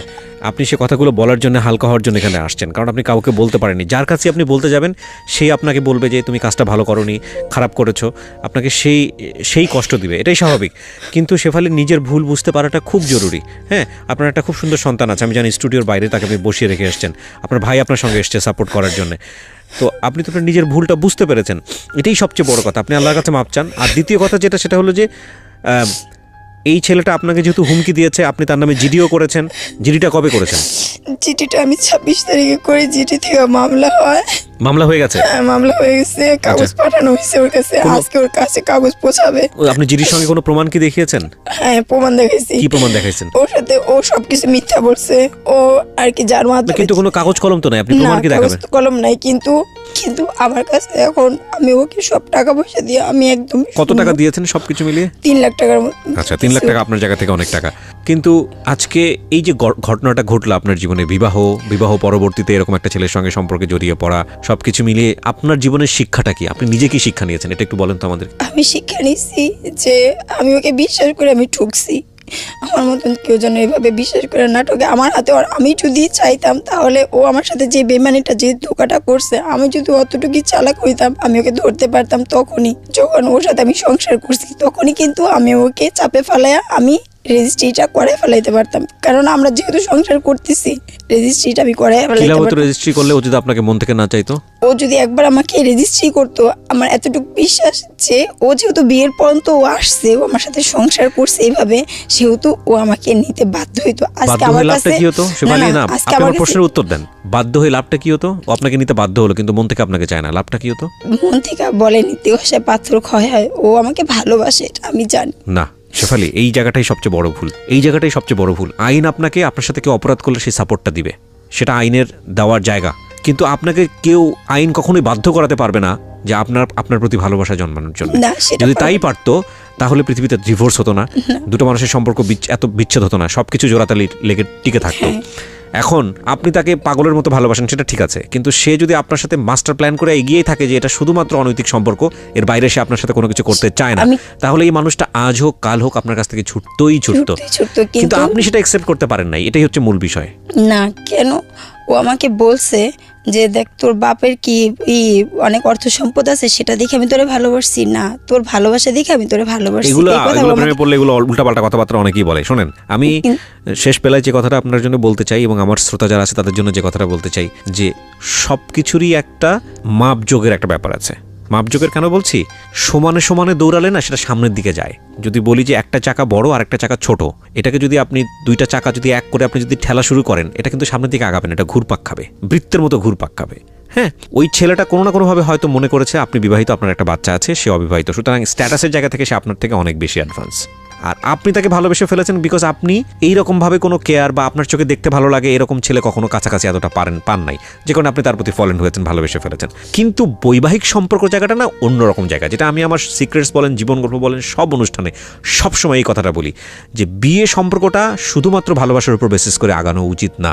কারণ বিয়ে সম্পর্কটা শুধুমাত্র দুইজনের চিন্তা না, বিয়ে সম্পর্কটা দুইটা পরিবারের বন্ধন, এবং সেখানে ব্যালেন্স না থাকলে ওর ফ্যামিলি, ওর মা, ওরা সবাই আমাকে বলছে যে তারা আসবে, তার বড় মেয়ের জামাই আসবে, তার বড় মেয়ে আসবে, আয়েশা আমাকে কাবিন করে নিয়ে যাবে। আপনি কখনো ওর ফ্যামিলিতে থেকেছেন? হ্যাঁ, আমি ওর ফ্যামিলিতে গিয়ে সংসার করেছেন?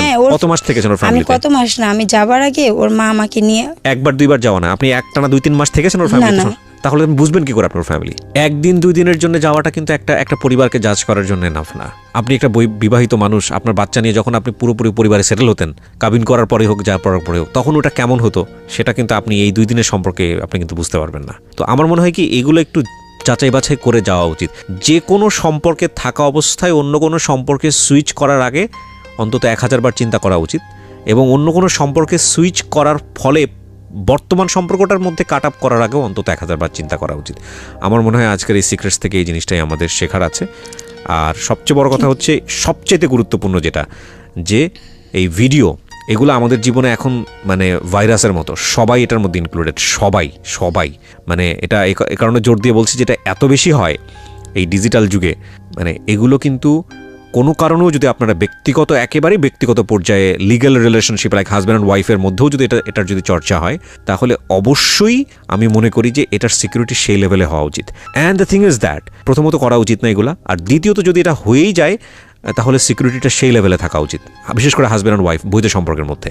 অ্যান্ড যদি কখনো ফ্ল্যাশ আউট হওয়ার কোনো ধরনের কোনো রিস্ক থাকে, don't worry about this, cause বাংলাদেশে আইন আছে। কেউ যদি আপনাকে ব্ল্যাকমেইল করতে চায়, কেউ যদি আপনাকে এটা নিয়ে কোনো ধরনের কোনো যেটাকে বলে যে বিপদে ফেলতে চায়, মান সম্মান হানিকর করতে চায়, তাহলে নিশ্চিতভাবেই আপনি জেনে রাখেন যে সে নিজের পায়ে নিজে কুড়াল দিচ্ছে। কারণ এটার উপরে সাইবার ক্রাইমের খুব শক্তিশালী আইন আছে।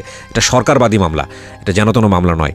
এবং যারা এই কাজগুলো করেন, যাদের এই ধরনের চিন্তাভাবনা আছে, যাদের সেলফোনে কাউকে ব্ল্যাকমেল করার জন্য এখন পর্যন্ত গার্লফ্রেন্ডের হোক বা অন্য কারো ভিডিও আপনারা রেখে দিয়েছেন, বিশেষ করে আমি যদি চোখ বন্ধ করে বলি তাহলে গুগল ড্রাইভ হচ্ছে সবচাইতে নির্ভরযোগ্য জায়গা। যারা রেখেছেন তাদেরকে বলি, মানে আপনার জন্য আগ্নেয়গিরি আপনি নিজে তৈরি করে রেখেছেন, এবং এই আগ্নেয়গিরিতে পড়ে যে আপনি কখন পুড়ে যাবেন আপনি নিশ্চিতভাবেই জানেন না। সুতরাং এই ধরনের কাজ আপনি করেন না। আর সবচেয়ে বড় কথা হচ্ছে উপরওয়ালা কিন্তু সবসময় সব কিছু দেখছেন।